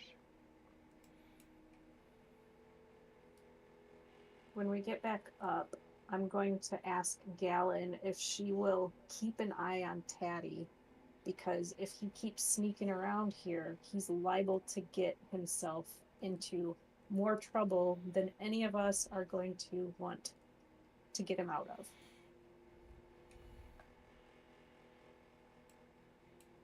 I mean, I was just looking. I'm gonna scowl at Taddy.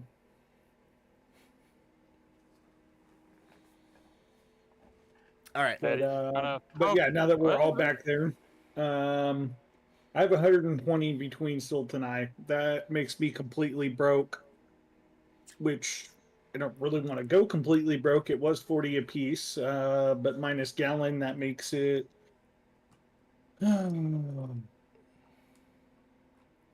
that makes it 50 gold apiece between 4 of us. So, Silt, you're covered. Technically, I can give you some back. I would be covered. And then we just need 50 from you, Kit, and 50 from you, Taddy. Well, we're forgetting Pearl. I know she's not here, but she's part of the group too. She is not there, so she cannot physically contribute in this moment. I mean, In- again, right. But- I've got but, like- 120 between what you gave me, Silt, and what I have. Right. We need the other 80 to cover this, and then we can deal this later.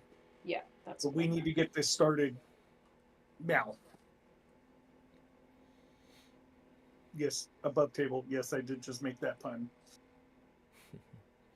Above table, Gallon will not be able to help at all. She doesn't have Yeah, she already established that.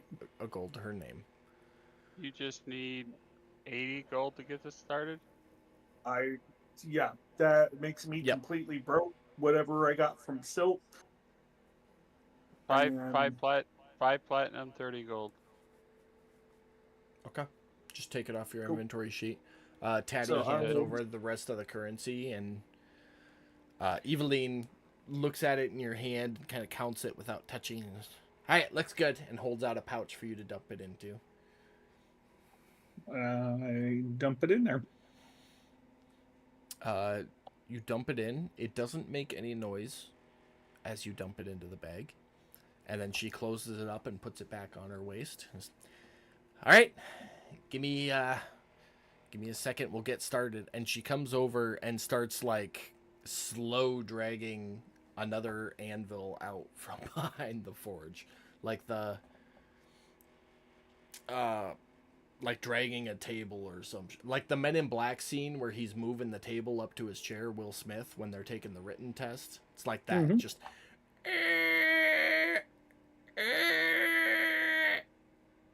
Would you care for any help? Nope. I got it. And it only takes maybe a minute, but she gets it out and she goes, all right, well, you two step up. I'll show you how to work a forge here real quick. And she goes on to explain the whole heating until the metal looks like this exact color. And she shows you what the exact color is based on the metal she has currently in her forge. She goes, and you got your hammers over here and your chisels and your spikes, and it's basically it's like working with clay, but it's really hot metal. Oh, and safety measures, you know, make sure you wear gloves, make sure you don't touch any of the hot parts. You know, you're gonna grab the heated metal out of the forge, and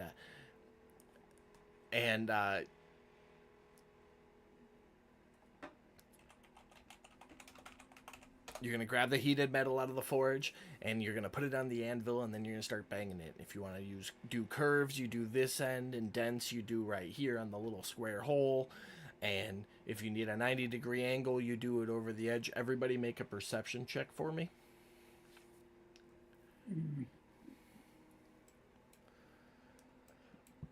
Gallon No, with this was- advantage. Okay, yeah, because I had asked her to. Yep. Nope, I got you. Even now, do you still want me to throw it with advantage? Yeah, roll it one more time. Okay, I want to use that score though. It's really nice. Well, advantage means you take the higher of the two That's scores. Oh, excellent. So. Oh, I just said one more time. So, no, we're going to keep that 23. I'm going to say... Gallon, make a... Ooh. Make a dexterity check. Or strength check. It really doesn't matter which. After you click the +5 button, down by where you click advantage. And Taddy, make either athletics or acrobatics at disadvantage.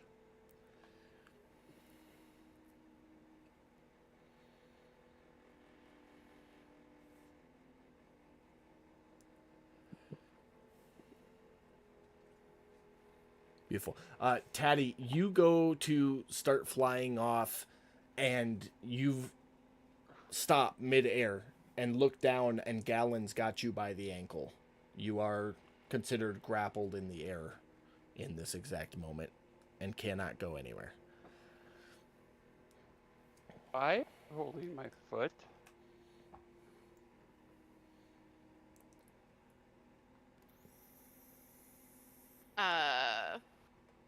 You grabbed onto his ankle as he was trying to fly off to another ship.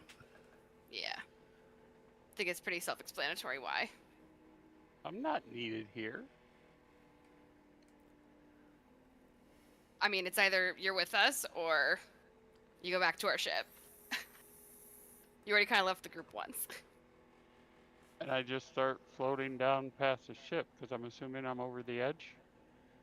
No, you're still above the ship. You're like Okay. right there. Yeah, I can head to the ship. I'm just not needed here. I kind of look at everyone else around us trying to see what they want me to do. Kit and Odess are preoccupied with the rest of the learning. Silt? Patty, are you going back to our ship? Yes. Well, I was just going to go roam around and look, but I mean, if it's going to be like that, yeah, I'll just go back to the ship. I just I- don't I will trust you say- not to be sticky fingered here. This is a good moment for a tower roll. So Gallon and Silt make an insight check in the tower, and Taddy either make persuasion or intimidation or deception in the tower.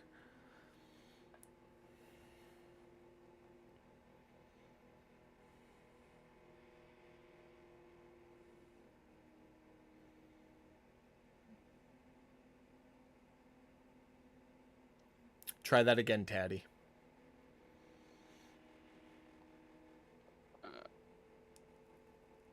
Oh, because I used the wrong one. Yep. Sorry, my bad. Nope, it's all good.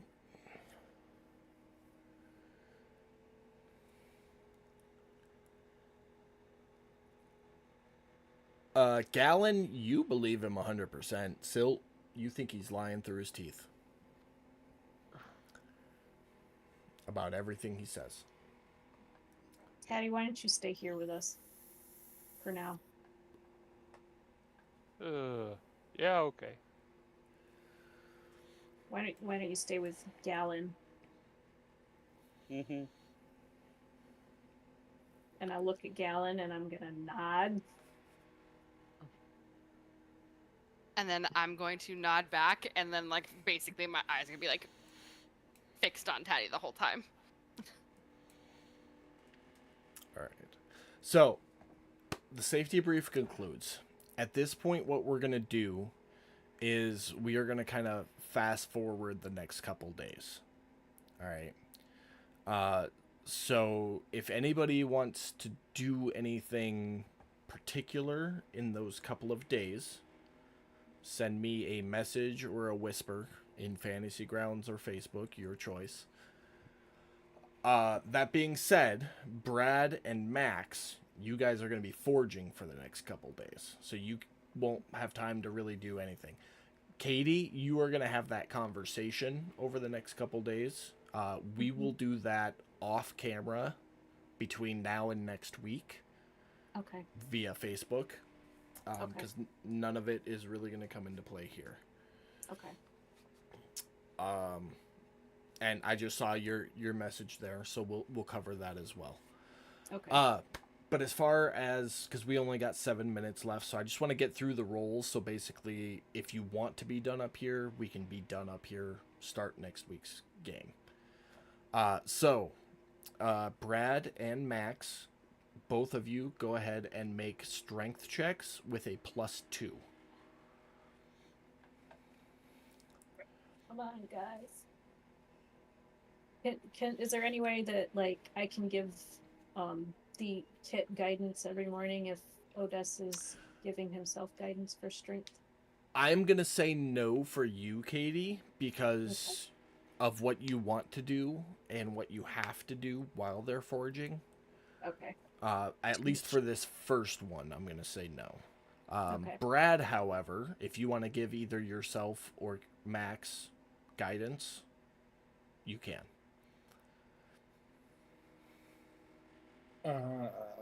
Max, I think you're a lot stronger than me, so I'm going to stick with giving guidance to myself at the moment. We'll see how that plays out.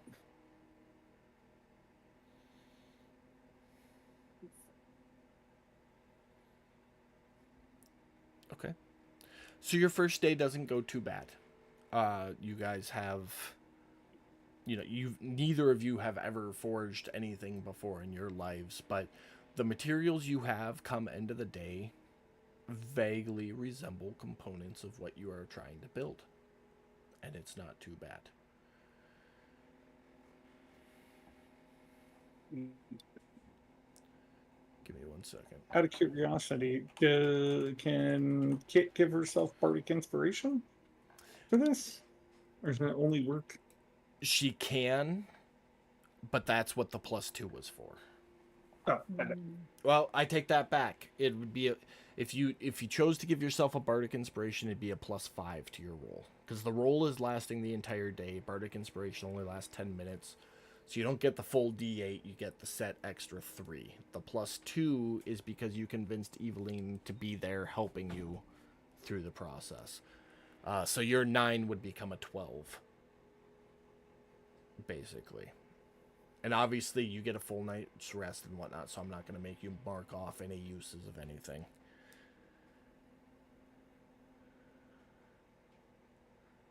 But, okay. But that'll move us into the next day, and I will add a day to the travel map.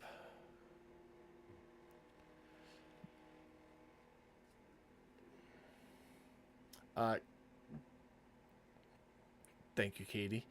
You don't need to roll the hours thing, just the if you go crazy shit. Okay.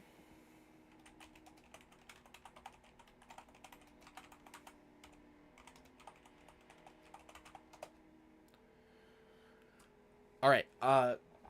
Brad and Max, go ahead and make another strength check. Brad, you'll be +2. Actually, no. No guidance. Both of you with a +5.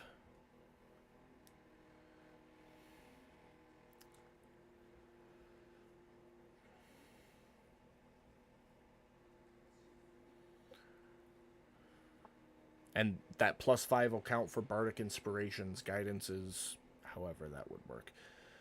The second day goes by. You guys... So on the first day, you're like roughing out all the parts you'll need. The second day, you continue / finish roughing out those parts and start fine-tuning them. By the end of the second day, you've started to put pieces together, and your creation is starting to take shape. Give me just a second. We're going to be starting the third day, so Silk, go ahead with your roll.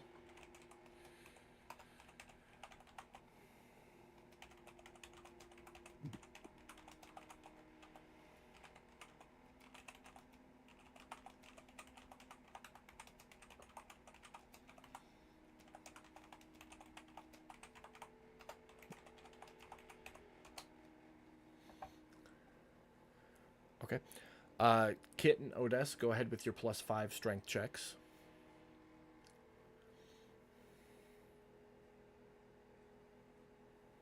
The game hates me today. That's what I 15? thought the other day. 15's not bad with the +5, though. You come up to the end of the third day, and what you have in front of you, minus a couple of cosmetic details, looks exactly like the diagram you have on the job order Odess received. Yes.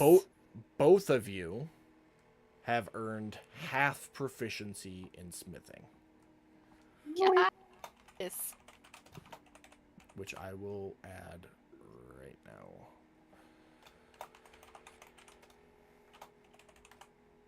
So we're not fully complete, but we're a good portion of the way through it. Nope. What I said was if one of you does it, you will gain a proficiency in it. And you opted for 2 people to do it. So you get a half proficiency, or 1 proficiency between the 2 of you. Sweet.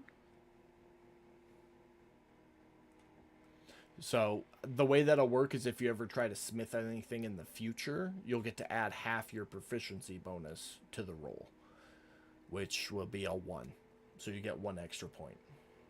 Awesome.